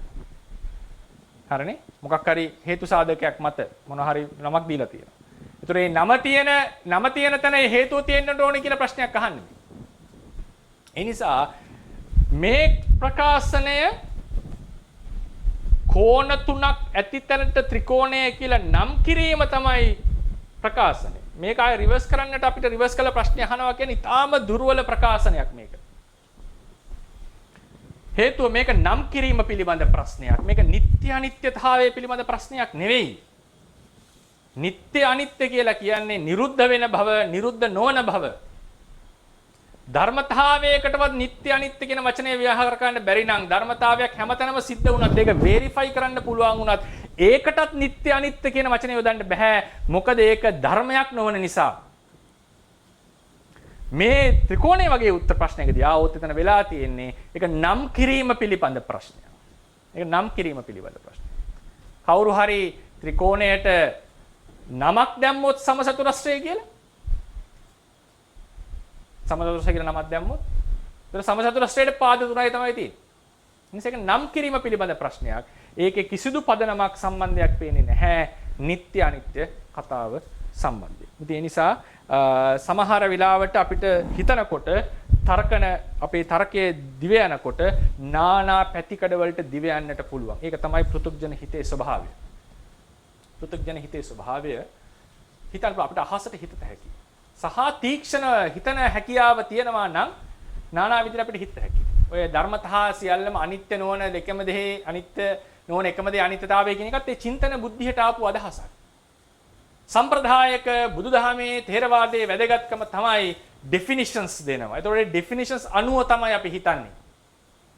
ඒතකොට අපි අර අනවශ්‍ය විදියට සිටීම පවා මෙයා වෙලා ඒ definitions හරි සාර්ථක නම් තර්කානුකූලව නම් if it makes sense ඒකට මේක අර්ථයක් පේනවා නම් එතකොට අපි යම් ක්‍රමයකට හිතන්නට පුරුදු වෙනවා. මතක තියාගන්න definitions කඩලා නිර්වචන කඩලා මිනිහෙට හිතන්නට පුළුවන්. හැබැයි ඒක කෙලවරක් නෑ. ඒ හිතීමත් එක්ක කතා කරන්නට බෑ. තර්කණයක යෙදෙන්නට බෑ. මොකද පදනම් රහිතව තමයි කතා. අපි අම්මා කියන එකේ මොකක් හරි පදනමක් තියෙනවා. ඒ අම්මා කියන පදනම නැතුව ඒ අම්මා කියන ව්‍යවහාරයේ කවුරු හරි යෙදුවොත් තමන්ම කුසෙන් බිහි කරපු නැති වෙන කාට හරි කෙනෙක්ට අම්මා කියලා කතා කරලා ගියොත් එහෙම ඒ සාකච්ඡා අපිට කරන්නට බෑ. මොකද ඔහුගේ definitions වෙනයි අපේ definitions වෙනයි. ඒ නිසා වැදගත් වෙන්නේ ඇරිස්ටෝටල් පවා මේ කතාව කියලා තියෙනවා. අපි කතාවක් කරනකොට අදහසක් ප්‍රකාශ කරනකොට අපි හැමතිස්සෙම නිර්වචන මත පදනම් වෙලා තියෙනවා. ධර්මය යනු එක නිර්වචනයක්, ධර්මතාවය යනු තව නිර්වචනයක්, අනිත්‍ය යනු එක නිර්වචනයක්, අනිත්‍යතාවය යනු නිර්වචනයක්. ඒ නිසා මේ ධර්මවාචී පද ධර්මතාවයට ආරූඪ කිරීම සිදු නොකළ යුතුයි. එතකොට අපිට කියන්නට අවශ්‍ය උනේ මේවා ධර්ම නෙවෙයි. මේ පරමාර්ථ මාතෘකාවේ කතා කර යුතු දේවල්. හැබැයි පරමාර්ථ ධර්ම නෙවෙයි. ප්‍රඥප්තිත් නෙවෙයි. ඒ නිසා මේ අනිත්‍ය දුක්ඛ අනාත්ම කියන ත්‍රිලක්ෂණය, තවකට ගන්න පුළුවන් සංකත ලක්ෂණය ආදී වූ දේවල් ධර්මතා කියන ගොඩට තමයි වැටෙන්නේ. හෙට අපි කතා කරනවා අනිෂ්පන්න රූප සහ ඊට පස්සේ සමහර අනිෂ්පන්න රූප ගැන ගොඩාක් ලොකුවට කතා කරන්නේ නැහැ. දල වශයෙන් කතා කරන්නේ ඊළඟට විශේෂ ප්‍රත්‍යශක්ති තුනක් තියෙනවා. අනන්තර සමන අනන්තර ප්‍රත්‍යශක්තිය, ප්‍රකෘතෝපනිස්සේ ප්‍රත්‍යශක්තිය, ආසේවන ප්‍රත්‍යශක්තිය කියලා කෙටි හැඳින්වීමක් මම කරනවා. ඒ බවලත් පරමාර්ථ ස්වභාව ටික විද්‍යමාන වෙන නිසා බය පරමාර්ථ ධර්ම ගණයට යන්නේ. එන අපි දේශනාවද වැඩිපුරත් එක කාලය ගත්තා. ප්‍රශ්න අහන්නට අවස්ථාව ලබා දෙන්න.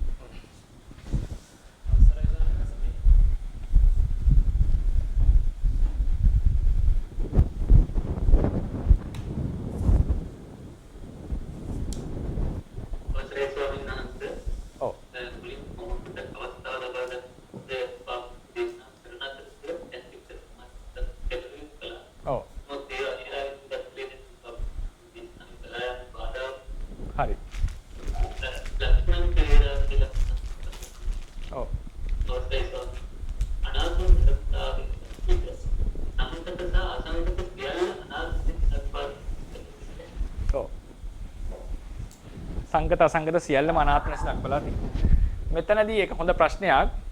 ওই ප්‍රශ්නේ එන බවත් මම හිතියේ මේක අනිවාර්යෙන් අහයි ඔය ප්‍රශ්නේ කියලා. ඒක මට කතාවේදී විස්තර කරන්න වෙලාවක් තිබුණේ නැහැ. ඒක හිතට ආවෙත් නැහැ. මෙතනදී අපි කතා කරේ පරමාර්ථ ධර්මවල තියෙන අනාත්ම ලක්ෂණේ විතරයි. අනාත්මය කියන එක මහත්මයා ක්‍රම කිහිපයකට විස්තර කරන්නට ඕන.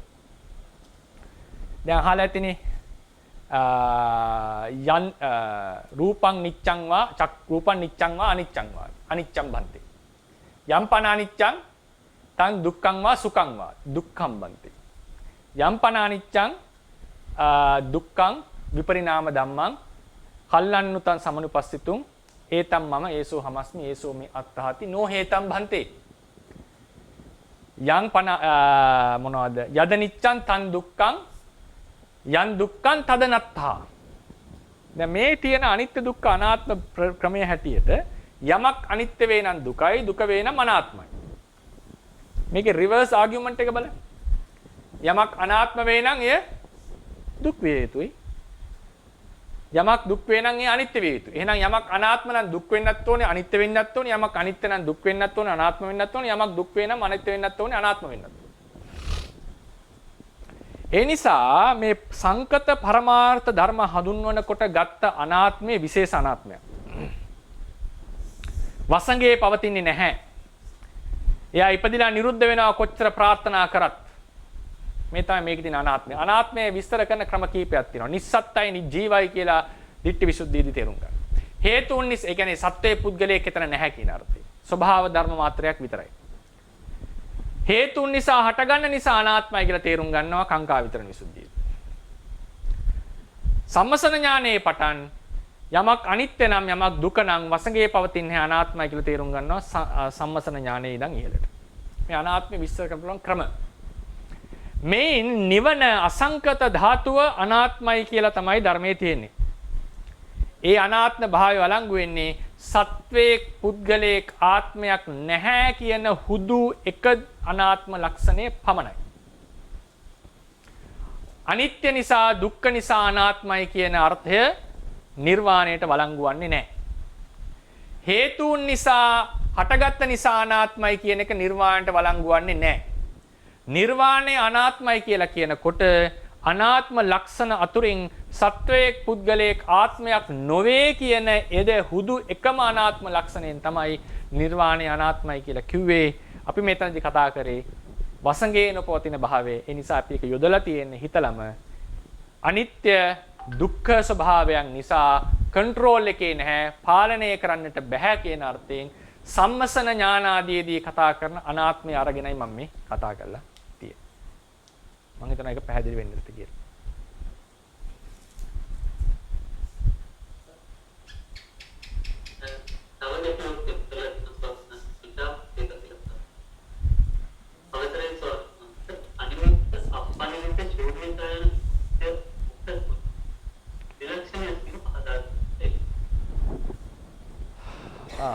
මේක ගොඩාක් එහා තියෙන ප්‍රශ්නයක් ඇවිල්ලා තියෙනවා. යම් කිසි කෙනෙක් මේකේ ලොකු දීර්ඝ නිර්වචනයක් මේක ඇත්තටම කිව්වොත් විමෝක්ෂ මුඛය විමෝක්ෂය කියන කතා කරන්නට ඕනේ. මම නිකන් සරල උදාහරණයක් කෙටි උත්තරයක් විතරක් දෙන්නම්. යම් කෙනෙක් විපස්සනා වඩලා මාර්ගඵල ලබනකොට ඒ විපස්සනා මාර්ගඵල ලබන්නට කලින් කරපු විපස්සනාව තමයි විමෝක්ෂ මුඛය. මොකද මේ විදර්ශනාව තුළින් තමයි විමෝක්ෂයට පැමිණෙන්නේ. යම් කෙනෙක් සංස්කාරය අනිත්‍ය ලෙස සැලකුවා නම් ඔහුගේ මේ මාර්ගයට හේතු වෙච්ච විදර්ශනාවට කියනවා අනිමිත්ත විමෝක්ෂ මුඛය කියලා. අනිමිත්ත විමෝක්ෂ මුඛයෙන් නිවන් දැක්කා කියලා කියනවා. සංස්කාරය අනිත්‍ය ලෙස මෙනෙහි කරනවා. සංස්කාරයෝ දුක්ඛ ධර්මයෝ ලෙස මෙනෙහි කරනකොට ඒ වෙලාවේදී ඇතිවෙන විදර්ශනාව ඒකෙන් නිවන් දකිනකොට ඒ වෙලාවේ ඒ මාර්ගයට කලින් පහළ වෙච්ච විදර්ශනාවට කියනවා අප්පනිහිත විමෝක්ෂ මුඛයෙන් නිවනටපත් වුණා. අප්පනිහිත විමෝක්ෂ මුඛය තමයි දුක්ඛානුපස්සනාව. සංස්කාරයෝ දුක් ලෙස දැකීම. ශුන්‍යතානුපස්සනාව ඒ කියන්නේ අනාත්මානුපස්සනාව සංස්කාරය අනාත්ම ලෙස බලමින් විදර්ශනාව කරන අතරතුරේදී මාර්ගය පහළ වුණා නම් ඒ විදර්ශනාවට කියනවා ශුන්‍යත විමෝක්ෂ මුඛය කියලා. ඒ නිසා අනිත්‍ය සම්බන්ධ වෙන්නේ අනිමිත්තයට, අනිත්‍ය විපස්සනා අනිත්‍යානුපස්සනාව, දුක්ඛානුපස්සනාව සම්බන්ධ වෙන්නේ අප්පනිහිත විමෝක්ෂ මුඛයට. ඊට පස්සේ අනත්තානුපස්සනාව සම්බන්ධ වෙන්නේ ශුන්‍යත විමෝක්ෂ මුඛය. ඊට පස්සේ විදර්ශනා ඥානයට විමෝක්ෂ මුඛ වෙනවා. ඊට පස්සේ නාමය ලැබෙනවා මාර්ගයට, මාර්ගයක ඵලයට, ඊට පස්සේ නිවනට. ඔය විමෝක්ෂ මුඛ කියන කතාවේදී විමෝක්ෂ මුඛවලදී විදර්ශනා, ඒ කියන්නේ මාර්ගයට ආසන්නව තිබිච්ච විදර්ශනාව, මාර්ගය, ඵලය, නිර්වාණය කියන මේ ඔක්කොම කතා කරනවා. ඊට පස්සේ ඒකේ තියෙනවා පරියාය සහ නිෂ්පරියාය කියලා ભેදයක්. දැන් ওই ධම්මසංගණියේ එහෙම අනිමිත්ත විමෝක්ෂය එන්නේ නැහැ. ඒ කියන්නේ අප්පනිහිතයි ශුන්්‍යත කියන විමෝක්ෂ දෙක. මොකද හේතුව අනිමිත්ත කියන නාමය මොකද විමෝක්ෂ සහ විමෝක්ෂ මුඛවල මාර්ගඵලයන් මාර්ග අවස්ථාවට විමෝක්ෂ නාමයේ දෙන්නේ ඒ ආපු විදර්ශනාවේ ආගමන ප්‍රතිපදාව වශයෙන්. එතකොට එතන කියනවා දැන් විදර්ශනා කරන්නේ සනිමිත්ත ධර්මය. ඒතර අනිමිත්ත කියන වචනේ විස්තර කරන්න ඕනේ, ශුන්්‍යත කියන වචනේ විස්තර කරන්න ඕනේ. මම නිකන් කෙටියෙන් පොඩ්ඩක් කියන්නම්.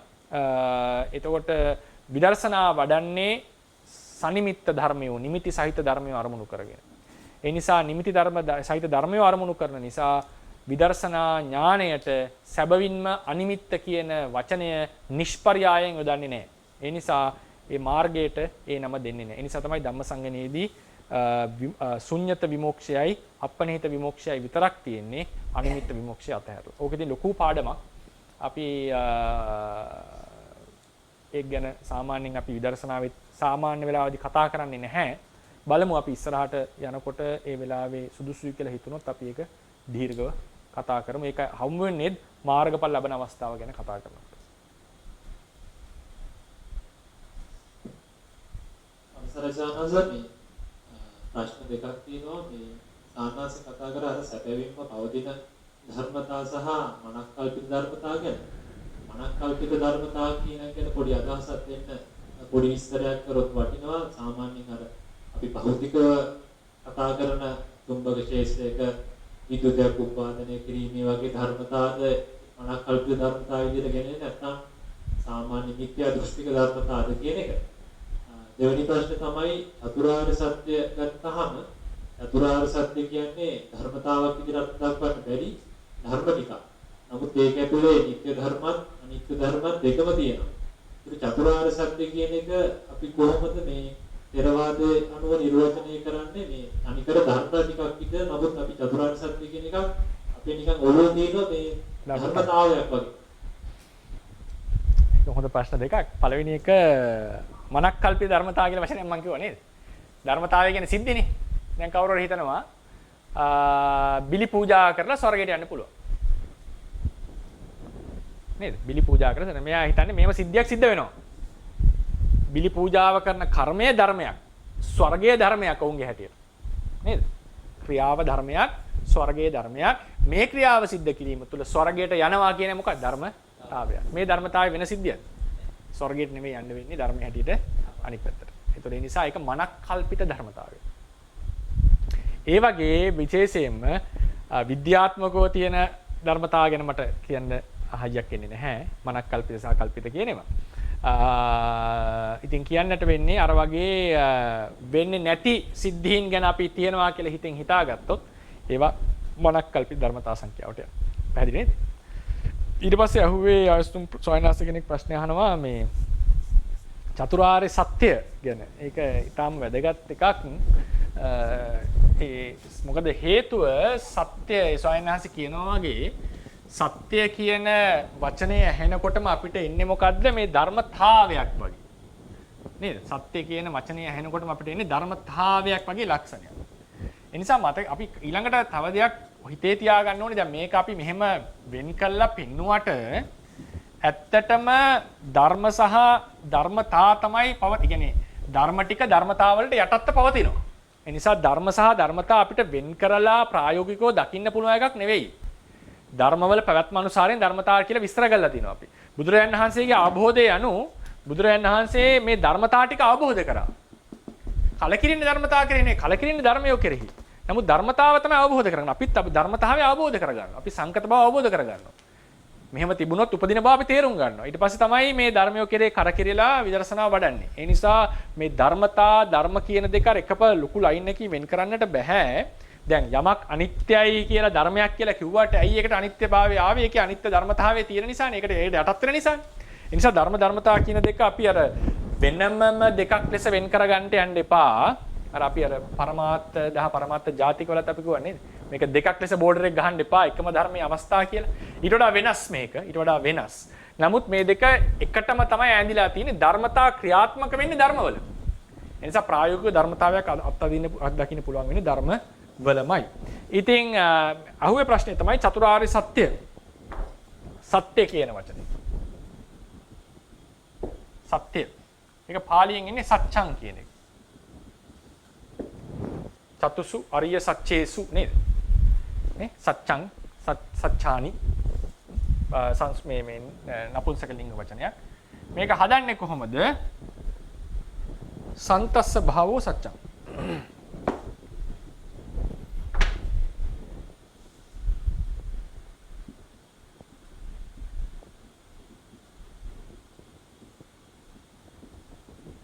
සන්තස්ස භාවෝ සත්‍ය. දැන් මෙතන සමහර කෙනෙක්ට මේක තේරෙන්නේ නොතේරෙන්න පුළුවන්. මම කෙටියෙන් විස්තර කරනවා. භාවය කියන එක තේරෙන්නේ නැති වෙන්න පුළුවන්.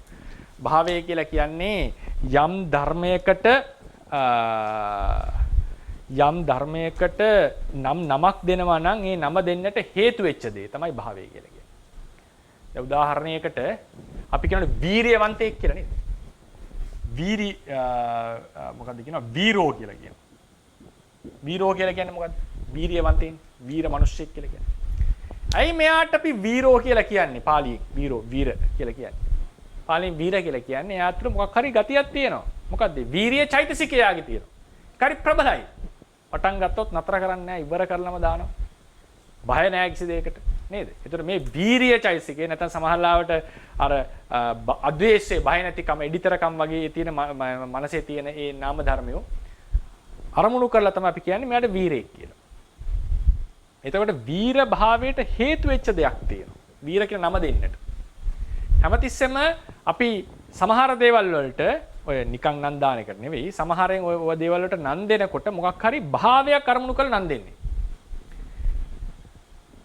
භවಂತಿ එත්ත බුද්ධි සද්ධාති භාවෝ. ඒ කියන්නේ අපේ මෙයා අහවල් කෙනෙක් කියලා තේරුම් ගන්න අපිට ලක්ෂණයක් තියෙනවා. කෝධනෝ උපනාහීච. කෝධනෝ කියලා කියන්නේ ක්‍රෝධ කරන කෙනා. ඇයි කෝධනෝ කියලා කිව්වේ? ක්‍රෝධය පදනම් කරගෙන. ද්වේෂ චෛතසිකය පදනම් කරගෙන. ඒ වගේ යම් නම් දෙනකොට අපි ඒ නම කියන්නට හේතුවක් තියෙනවා. මොකක් හරි ලක්ෂණයක් තියෙනවා. ඒ ලක්ෂණ තමයි භාවය කියලා කියන්නේ. හරිනේ? සන්තස්ස භාවෝ කියලා කියන්නේ සන්ත කියන එකේ තේරුම තමයි විද්‍යමාන දෙය. විද්‍යමාන දෙය තමයි සන්ත කියලා කියන්නේ. සාමාන්‍යයෙන් දෙයයි එහි භාවයයි කියන එක දෙකක්. වීරයවන්ත කෙනාගේ භාවය තමයි වීරිය චෛතසිකය. කෝධන කියන පුද්ගලයාගේ භාවය තමයි ක්‍රෝධය, ද්වේෂ චෛතසිකය. හැමතිස්සෙම ව්‍යාකරණයේ හැටියට සහ අභිධර්ම ක්‍රමයේ හැටියට භාවයයි ධර්මයයි දෙකක්. හරිනේ? එතකොට දැන් ඔන්න සන්ත කියලා කිව්වේ විද්‍යමාන දෙය කියන එකයි. විද්‍යමාන දෙය තමයි සන්තය. දැන් ඔන්න ඒ කියන්නේ පරමාර්ථ ධර්ම. පරමාර්ථ ස්වභාවය කියලා කියන්නේ ධර්ම වලට වඩා කියනවා පරමාර්ථ ස්වභාවය. අර කියපු ඔක්කොම ටික. හරිනේ? පරමාර්ථ කියන මාතෘකාවට ගත්ත සියලු ධර්මියෝ තමයි සන්ත. හරිනේ? සන්තස්ස භාවෝ සත්‍යං. එතන මේක හැදෙන්නේ ව්‍යාකරණානුකූලව සන්ත කියන පදයට යා කියන ප්‍රත්‍යක් යොදනවා. එතකොට මේකේ අල් අවසානයේ තියෙන අයන්න ලොප් වෙනවා. සන්ත්ය. හරිනේ? එතකොට ව්‍යංජන තුනක් එකට තියෙන නිසා මේ හල් නයන්න ලොප් වෙලා සත්‍ය. ඕක තමයි අපි යන්සේ කියන්නේ හල් අකුරක් එක තිබ්බ යයන්නනේ. සත්‍ය කියලා හදන්නේ. හරිනේ? අල්තයන්න යයන්න එකතු වෙච්ච තැන සංස්කෘතවල වගේ භාෂාවල ප්‍රාකෘතයට එනකොට මේක අල් ඡායනු දෙකක් වෙනවා. ඒක ස්වභාවය. එනිසා සත්‍ය කියලා හැදෙනවා. හරිනේ? ඉන්දියාවේ තිබිච්ච භාෂා ක්‍රමයේ හැටියට තයන්න යයන්න එකතු වෙනකොට ප්‍රාකෘත වගේ පාලි වගේ ප්‍රාකෘත භාෂාවලදී මේ දෙක අල් ඡායනු දෙකක් බවට පත් වීම ස්වභාවය. හරිනේ? එතකොට සන්තස්ස භාවෝ සත්‍යං. මේ යකාරයෙන් කියන්නේ භාවය කියන එක. මේ කියන්නේ ධර්මය. ඒ කියන්නේ දෙය. දැන් අපි කියවනේ දෙය සහ එහි භාවයේ දෙකක් හැමතිස්සෙම කියලා. හරිනේ? දෙය සහ එහි භාවයේ දෙකක්. එතකොට සන්ත කියලා කියන්නේ විද්‍යමාන දෙය කියන එකයි. විද්‍යමාන දෙය. දැන් අපි දන්නවා විද්‍යමාන ලක්ෂණ කීපයක් තිබ්බා නේද? විද්‍යමාන ලක්ෂණ ගොඩාක් තිබුණා නේද? ස්වභාව ධර්මයක් ඇති බව විද්‍යමාන ලක්ෂණය. ඉපදිලා බිඳිලා නැතුව පවතින එක වර්තමාන අවස්ථාවේ පවතින එක විද්‍යමාන ලක්ෂණ. අප්‍රහීනව පවතින එක විද්‍යමාන ලක්ෂණය. තාම කර්මය ලැබිලා තව වෙන කර්මයකින් ප්‍රතිබාහනය කරලා නැත්නම් උපාදීනෝ ධර්ම විද්‍යමානයි කියලා කිව්වා. හේතු ඇති කල්ලි අනුප්පන්න ධර්ම විද්‍යමානයි. විද්‍යමාන ලක්ෂණ අපි ඔක්කොම පහක් කතා කරා. හරිනේ? මේකේ වැදගත්ම විද්‍යමාන ලක්ෂණය කිව්වේ මොකද්ද? ස්වභාව ලක්ෂණයක් ඇති බව. ස්වභාව ලක්ෂණයක් ඇති බව. එතකොට යමක් සන්ත විද්‍යමාන ලෙස හඳුන්වන්නට අපි මෙතන ගන්නේ අර මූලික විද්‍යමානත්වය. මොකද්ද? ස්වභාව ලක්ෂණයක් ඇති බව. හරිනේ? ස්වභාව ලක්ෂණයක් ඇති බව තමයි විද්‍යමාන භාවයට. දැන් සන්ත කිව්වේ විද්‍යමාන දෙය. එහි භාවය තමයි ස්වභාව ලක්ෂණයක් ඇති බව. දෙය පරමාර්ථ දෙය ස්වභාව ලක්ෂණයක් ඇති බව. දැන් අපි කිව්වා පරමාර්ථ ධර්මයයි ස්වභාව ලක්ෂණයයි දෙකක්ද? පරමාර්ථ ධර්මයයි ස්වභාව ලක්ෂණයයි දෙකක්ද? එකක්මයි. ඒ නිසා මෙතනදී අනිත් හැමතැනම ධර්මයයි භාවයයි දෙකක්, දෙයයි භාවයයි දෙකක් ක්‍රියා කරන්නේ. මෙතනදී වෙන්නේ මොකද්ද? සන්තස්ස භාවෝ සත්‍යං කියලා කියනකොට ඇති දෙෙහි භාවය, විද්‍යමාන පරමාර්ථයේහි භාවය වෙන්නේ එයමයි. ස්වභාව ලක්ෂණයමයි.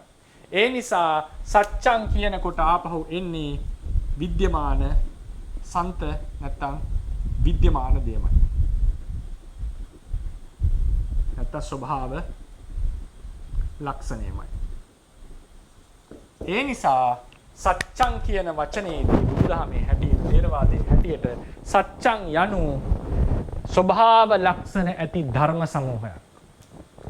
ධර්මතාවයක් නෙවෙයි. හරිනේ? ධර්මතාවයක් නෙවෙයි. මොකද තමයි සත්‍ය කියන එක විස්තර කරන්නට වෙන්නේ. නැත්නම් මට පොදුවේ නිකන් කියන්න තිබුණා සත්‍යං සත්‍ය කියලා කියන ධර්මයක් ධර්මතාවයකට නෙවෙයි කියලා. නමුත් ඒක කොහොමද හැදුනේ වචනාර්ථයෙන් ওই විදිහට අපි ඒක විස්තර කරගන්න.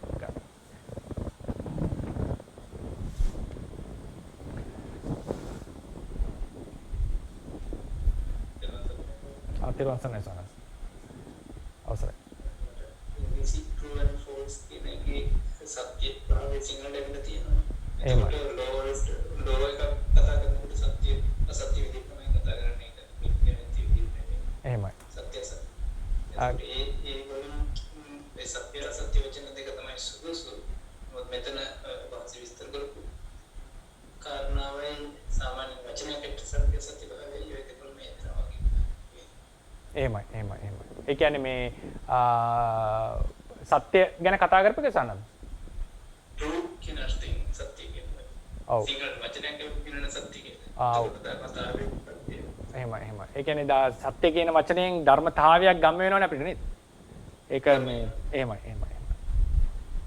එතකොට අපිට ලෝ එකක් එහෙම විස්තර කරනකොට අපි කියන්නේ සාමාන්‍යයෙන් true true and false කියලා. සාමාන්‍යයෙන් ධර්මතාවයක් අපි විස්තර කරනකොට විස්තර කරන්නේ ඉංග්‍රීසියෙන් true and false. ඒ කියන්නේ ඒක සත්‍යද අසත්‍යද කියලා.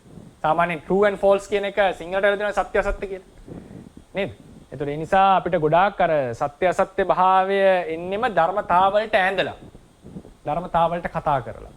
ඉතින් ධර්මතාවයක් සත්‍යයි අසත්‍යයි කියන වචනේ අපිට යොදා ගන්න පුළුවන්. ධර්මතාවය අපි කිව්වේ සැබෑ නෝන කියන අපි වචනේ ගත්තේ. සත්‍ය අසත්‍ය කියන වචනේ අපි යොදා ගන්නත් හේතුව අපේ ස්වාමීන් වහන්සේ කියනවා වගේ මේවත් එක පැටලෙන්න පුළුවන් ඊට පස්සේ.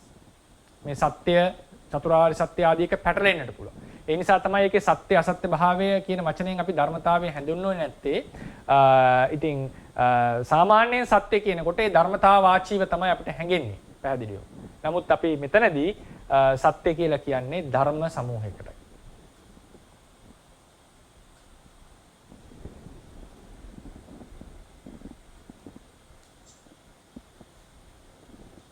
අවසරසමස මේ සත්‍ය අදාළව ධර්මතාවය අපේ සත්‍යතාව විදිහට සත්‍යතාව කියලා කියන්න තුනක් පුළුවන් කමන්නේ. සත්‍යතාව කියලා කියන්න. හරි. ඔය එකත් පුළුවන් කියන්න. සත්‍යතාව කියලා.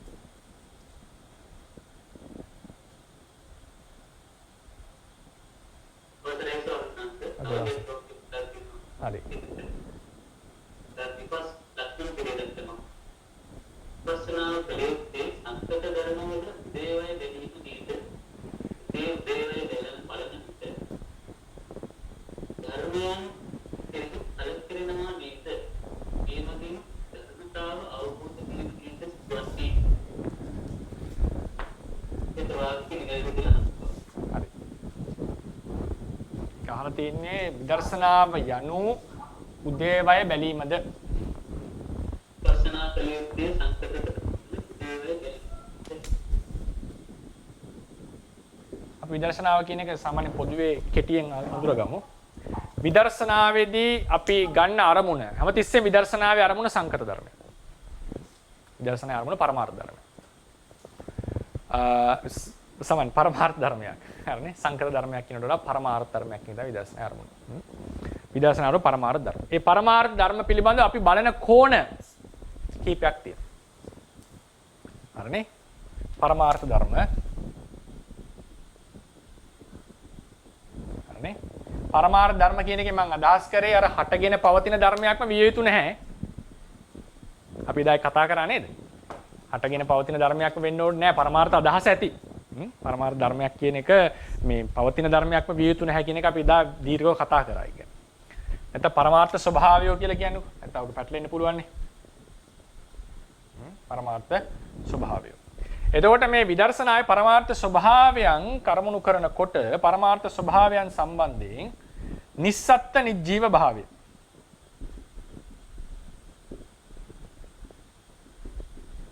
මේ පරමාර්ථ ස්වභාවය සත්වයක් නෙවෙයි, පුද්ගලයෙක් නෙවෙයි, ආත්මයක් නෙවෙයි කියලා අපි අරමුණු කරමු. ඊට පස්සේ ඒ ධර්මවල සංකත භාවය. මේවා හේතුන් නිසා හටගන්නේ. හේතු වර්ග දෙකක්. මේ ජීවිතය ඇතුළෙන් පවතින හේතු නිසා තව ධර්ම හටගන්නවා. කලින් භවයේ හේතු නිසා හටගෙන තියෙනවා. මේ දෙවෙනි අවස්ථාවේදී ඊටාම් වැදගත් කලින් භවයයි මේ භවය අතර සම්බන්ධය තේරුම් ගන්නවා කියන්නේ. ඊට පස්සේ පරමාර්ථ ධර්මයෝ සංකත භාවය. ඒතර මේක ඇත්තටම මෙහෙමයි වෙන්නේ. සංකත භාවයේ තේරුම් ගන්නකොට මේක මම මෙහෙම මේක ලියුවොත් ඒක අදහස පැහැදිලි වෙන්නේ නැහැ. මේ පරමාර්ථ ස්වභාවය නිස්සත්ත්‍ය නිජීව ධර්ම ලෙස මම කියන්නේ ධර්ම අරමුණු කරන්න කියලා විදර්ශනාවනේ. නිස්සත්ත්‍ය නිජීව ධර්ම ලෙස ගන්න. සංකත ධර්ම ලෙස. ඊට පස්සේ අනිත්‍ය ධර්ම ලෙස විනාශ වෙන ධර්මයක්. ඊට පස්සේ දුක්ඛ ධර්ම ලෙස අනාත්ම ධර්ම ලෙස. හරිනේ? ඔය තමයි විදර්ශනාවේ තියෙන ප්‍රධානම අරමුණු ටික. මේකට අපි එකතු කරන්නට ඕනේ මේ මහත්මයා අහුවා වගේ පරමාර්ථ ස්වභාවයන්ගේ මේක දැන් මේ පරමාර්ථ ස්වභාවයම තමයි නිස්සත්ත්‍ය නිජීව ධර්ම ලෙස ගත්තේ. පඨවි ධාතුවමයි අරමුණු කරන්නේ. නිස්සත්ත්‍ය ධර්මයක් ලෙස, නිජීව ධර්මයක් ලෙස. පඨවි ධාතුවමයි විඥාණයම අරමුණු කරන්නේ හේතුන් නිසා හටගත්ත ධර්මයක් ලෙස. විඥාණයම අරමුණු කරන්නේ අනිත්‍ය ධර්මයක් ලෙස. විඥාණයම අරමුණු කරන්නේ දුක් උපදවන ධර්මයක් ලෙස. විඥාණයම අරමුණු කරන්නේ අනාත්ම ධර්මයක් ලෙස. මේකේ මේක තමයි පිළිවෙල එන ක්‍රමය. මේ අනිත්‍ය දුක්ඛ අනාත්ම කියන එක වඩා ප්‍රකට කර ගැනීම සඳහා වඩාත් ප්‍රකට කර ගැනීම සඳහා දොරක් කරගන්නට ඕනේ අපි. ඒ දොර තමයි ස්කන්ධයන්ගේ මේ පරමාර්ථ ධර්මයන්ගේ ඉපදීම් බිඳීම් දැකීම. ඉපදීම් බිඳීම්. දැන් අපේරනවා ඇති පැහැදිලිවම.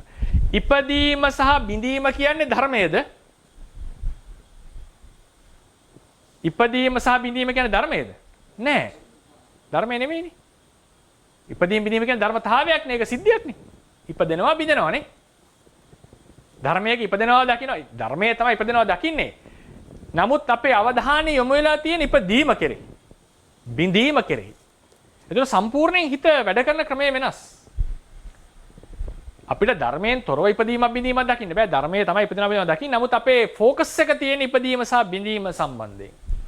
ඊට වැදගත්. දැන් උදාහරණ අපි කියනවානේ ප්‍රඥප්තිය අරමුණු කරනවා කියලා. ප්‍රඥප්තියක් අරමුණු කරන්න බෑ පරමාර්ථයකින් තොරව. හැමතිස්සෙම තියෙන්නේ ගොඩාක් වෙලාවලට සුද්ධ පරමාර්ථයක් අරමුණු කරන අවස්ථා සහ ඔය නැති භව වගේ අරමුණු කරන අවස්ථා වගේකදී පොඩි කතාවක් එන්න පුළුවන්. නමුත් සාමාන්‍යයෙන් හැමතිස්සෙම ප්‍රඥප්තියක් අරමුණු කරනකොට පරමාර්ථ සහිතව දැන් මිනිස්සේ අරමුණු කරනකොට එයාගේ රූපය ඒ ඔක්කොම එක්කනේ අරමුණු වෙන්නේ. හැබැයි අපේ වැඩිපුර අවධානය තියෙන්නේ ප්‍රඥප්ති කොටස. ඒ නිසා අපි කියනවා ප්‍රඥප්ති ආරම්භණයක් කියලා. දැන් මේසයක් අරමුණු කරනකොට මේසේ පාට, හැඩය, ඒ ධර්මයට මොකරි තියෙන එකනේ අරමුණු වෙන්නේ. ඒතර පරමාර්ථය ඉග්නෝර් කරන්න බෑ අපිට සම්පූර්ණයෙන්.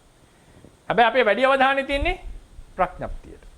ඒ වගේම විපස්සනාවේදී සමහර වෙලාවලට ප්‍රඥප්ති මිස්ස පරමාර්ථ ආරම්භණයක් තියෙනවා. අපි අවධානය දෙන්නේ මොකටද කියන එක වැදගත්. දැන් එතකොට ඉපදීම් බිඳීම් බලනකොට ධර්මයක ඉපදීම් බිඳීම් බලනකොට අපි අවධානය දීලා තියෙන්නේ ධර්මයට නෙවෙයි ඉපදීම. දැන් ඒ උදාහරණයකට මේ හැම ධර්මයේ අනිත්‍ය ධර්මයක් කියන්නේ ඉපදෙන බිඳෙන ධර්මයක් නේ. දැන් මේ අනිත්‍ය ලක්ෂණයයි ඉපදීම් බිඳීමයි කියන දෙක ගොඩක් සමානයිනේ. අනිත්‍ය ලෙස ධර්මයක් දැකීම සහ ඉපදීම් බිඳීම් බැලීම. මේ දෙකේ වෙනස තේරුම් ගත්තම අපිට පැහැදිලි වෙයි. ධර්මයක් ඉපදෙනවා බිඳෙනවා. දැන් ධර්මයක් අනිත්‍ය ලෙස දකිනවා. මොකද්ද මේ දෙකේ වෙනස? ඉපදීම් බිඳීම් බලනකොට අපි අපේ අවධානය තියෙන්නේ ඉපදීමට හෝ බිඳීමට. වැඩිපුර අවධානය. ධර්මය අතාරින්න බෑ. වැඩිපුර අවධානය තියෙන්නේ නැතුව ඉපදුනා, තියෙන්නේ නැතුව සම්පූර්ණ නිරුද්ධ වුණා. හැබැයි ධර්මයක් අනිත්‍ය ලෙස බලනකොට අපේ අවධානය තියෙන්නේ මේ ධර්මය කෙරෙහි. తాවකාලික ධර්මයක්. ඉපදීම් බිඳීම් වලින් යුක්ත ධර්මයක්. හරිනේ? ඒතර ඉපදීම් බිඳීමේ සංකල්පේ නැතුව නෙමෙයි අපේ මුළු අවධානය මුළු ධර්මයේ කෙරෙහි පවතී. මෙතන පවතින්නේ ධර්මයේ ඉපැත්ම. ධර්මයේ කොටසක් නෙවෙයි. මේකේ හිතුවම හිතපන් ධර්මයේ කොටසකට අපි අවධානය දුන්නා කියලා. ධර්මයේ උපදින බව. ධර්මයේ බිඳෙන බව. ඒ නිසා ඉපදීම් බිඳීම් දකින හිතෙන් අපි ඉතින් සාමාන්‍යයෙන් ඉපදීම් බිඳීම් දකිනකොට අපි ධර්මය කෙරේ කලකිරනවා. එතන වෙන්නේ මොකක්ද දන්නවද ඇත්තටම? සාමාන්‍යයෙන් එහෙම බැරි වෙලා හරි ඉපදීම් බිඳීම් බලාගෙන යනකොට ධර්මය කෙරේ කලකිරීමක් එනවනම් කාට හරි වෙලා තියෙන්නේ ක්‍රමයේ හැටියට එක වීතියකින් උදාහරණයකට විදර්ශනා වඩනකොට ඉපදීම් බිඳීම් බලනවා. ඊළඟට ඉපදීම් බිඳීම් බලන හිත ත්‍රිලක්ෂණය අරමුණු කරන්නේ නැත. ඔක හොඳට බලන්න මේ විසුද්ධි මාර්ගය කියන රේරුකාණි ස්වාමීන් වහන්සේගේ මේ විදර්ශනා භාවනා ක්‍රමයේ පොතේ සිංහලෙන්ම ලියලා තියෙන නිසා බලන්න මේ උදේවය ප්‍රබල උදේවය ඥානෙ පටිපදා ඥාන දර්ශන විසුද්ධිය යටතේදී උදේවය ඥානෙ නැවත විස්තර කරනකොට මෙන්න මේ මම කියන කතාව කියනවා. විදර්ශනා වෙදී ඒ කියන්නේ විදර්ශනා ඥාණයෙන් උදේවය බලනකොට ඒ උදේවය බලන සිත ත්‍රිලක්ෂණය අරමුණු කරන්නේ නැත. ඊට පස්සේ නැවත මොකද වෙන්නේ මේ උදේවැය බලනකොට සමහර කෙනෙක්ට තවත් විදර්ශනා ඥානයකින් මේ ධර්මය මේ ඉපදිලා බිඳිච්ච ධර්මය తాවකාලික අනිත්‍ය ධර්මයක් ලෙස වැටහෙනවා. මේකෙන් තමයි නිබ්බිදාව සිද්ධ වෙන්නේ. මාර්ග ඥානයට කලින් පහළ වෙන්නේ මේ වගේ වීතියක්. ධර්මයක් අරමුණු කරගෙන. මේ දෙකේ වෙනස තේරුම් ගත්තේ නැත්නම් ප්‍රායෝගික වෙන ප්‍රශ්න මොනවද දන්නවද? උදේවයම බලාගෙන යනවා. ඒක විශේෂයෙන් කියන උදේවය බලලා මේක වෙනම අරමුණු කරන්නට ඕනේ. ධර්මයේ අනිත්‍ය ධර්මයක් ලෙස, දුක්ඛ ධර්මයක් ලෙස. මේකම බලාගෙන ගියාම සමහර කට්ටියට වෙන දෙයක් තමයි භංගයම බලලා අන්තිමට මේ මොකක්වත් පේන්නේ නැති අවස්ථාවෙ ඉන්න පටන් ගන්නවා. මේ ශූන්‍යතා සමාධිය කියලා සමහරු කියන්න පටන් ගන්නවා. මේ ඔක්කොම අවුල් විදර්ශනාවේ එන්නේ මේ උදේවයම බලාගෙන යනකොට මොකද හේතු උදේවය බලාගෙන යනකොට භංගයට හිත යන්න පටන් ගන්නවා. ඊට පස්සේ ධර්මයෝ බිඳෙනවා අර බිඳෙනවා ධර්මයක භංගය කියලා කියන්නේ ඇත්තටම කියන්නේ භංගය කියලා කියන්නේ භංගය කොහොමද අපිට තේරෙන්නේ? ධර්මයේ බිඳෙනවා කියන එක නෙමෙයි පේන්නේ. ධර්මයේ පවතින ඊළඟ මොහොතේ නැහැ. එහෙම මේ ධර්මයක් මෙහෙම මේ සමහරලාට එහෙම ඉපදිලා ආර බිඳිනවා වගේ තේරෙනවා විදර්ශනාවේදී. නමුත් ඇත්තටම භංගයේ යනු භංගය කියන එක තේරෙන්නේ අපිට ධර්මයේ තිබුණා ධර්ම ඊළඟ මොහොතේ නැහැ. ඒතකොට අපි තේරුම් ගන්නවා මේක නැති වුණා කියලා. සන්තති වශයෙන් අර අඩු වෙලා යන එකක් සමහර සිද්ධිවල දැනෙන්නට පුළුවන්. සමහර අවස්ථාවලදී. ඉතින් භංගය කියනකොට මේකේ නැති බවටත් එක්ක තමයි සම්බන්ධලා තියෙන්නේ. ඊට පස්සේ මොකද වෙන්නේ? මේකට ලොකු අවධානයකින් නැවත ගියාට පස්සේ මේ නැති භාවයට හිත යන්න පටන් ගන්නවා සමහරව.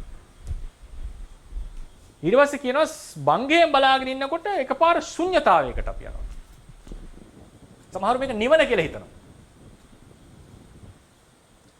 ඒ නිසා ඒ ඉපදීම් බිඳීම් බැලීමෙන් පමණක් සමහර කෙනෙක්ට අවබෝධය තියෙනවා නම් ඉපදීම් බිඳීම් බලලා මේ අවබෝධය ඉබේ උපදිනවා. හැබැයි එතකොට ඉබේ උපදිනකොටත් ඒ කලකිරීම එනකොට වෙනම වීතියකින් තමයි ඒ ධර්මයේ අනිත්‍ය ධර්මය ලෙස තේරුම් ගන්න තියෙන්නේ. මේ process එක සමහරවිට ඉබේ වෙනවා. කලාතුරකින් කෙනෙක්ට වෙන්නට පුළුවන්. සමහර අපිට ධර්මයේ උපදෙස් දෙන්නේ මේ දෙක වෙනම බලන්නට ඕනේ. ඒ නිසා රේරුකාණ ස්වාමීන් පැහැදිලිව කියනවා උදේවය බැලීම එකක් ත්‍රිලක්ෂණය බැලීම තව එකක්. උදේවය ඥානයේ කිසිවිටත් ත්‍රිලක්ෂණය අරමුණු නොකරයි. ත්‍රිලක්ෂණය බලන ඥානයේ කිසිවිටකත් උදේවය අරමුණු නොකරයි. ඔක තමයි විසුද්ධි මාර්ගය කියන කතාව. ඒ නිසා මේ විදර්ශනායේ අරමුණු ටික ওই විදිහට අපිට අරමුණු 6කට කැටි කරන්නට පුළුවන් මීට එහා අරමුණක් විදර්ශනාවේ සංකත ධර්මවල අපි කතා කරන්නේ නැහැ. මොකද බංගානුපස්සනාවට එනකොට ඉපදීම අතහැරලා බිඳීම විතරක් බලන අවස්ථාවකට එනවා. ඒකත් මේකට ඇතුළත් නිසා මම ඒක වෙනම දක්වන්නේ නැහැ. ඊට අමතරව තව අවස්ථාවක් එනවා. ඒක සාමාන්‍යයෙන් කතා කරනවම අඩුයි. නිවනේ ಗುಣ මෙනෙහි කිරීම. මම මේක එදා ඊයේ පැහැදිලි කරා.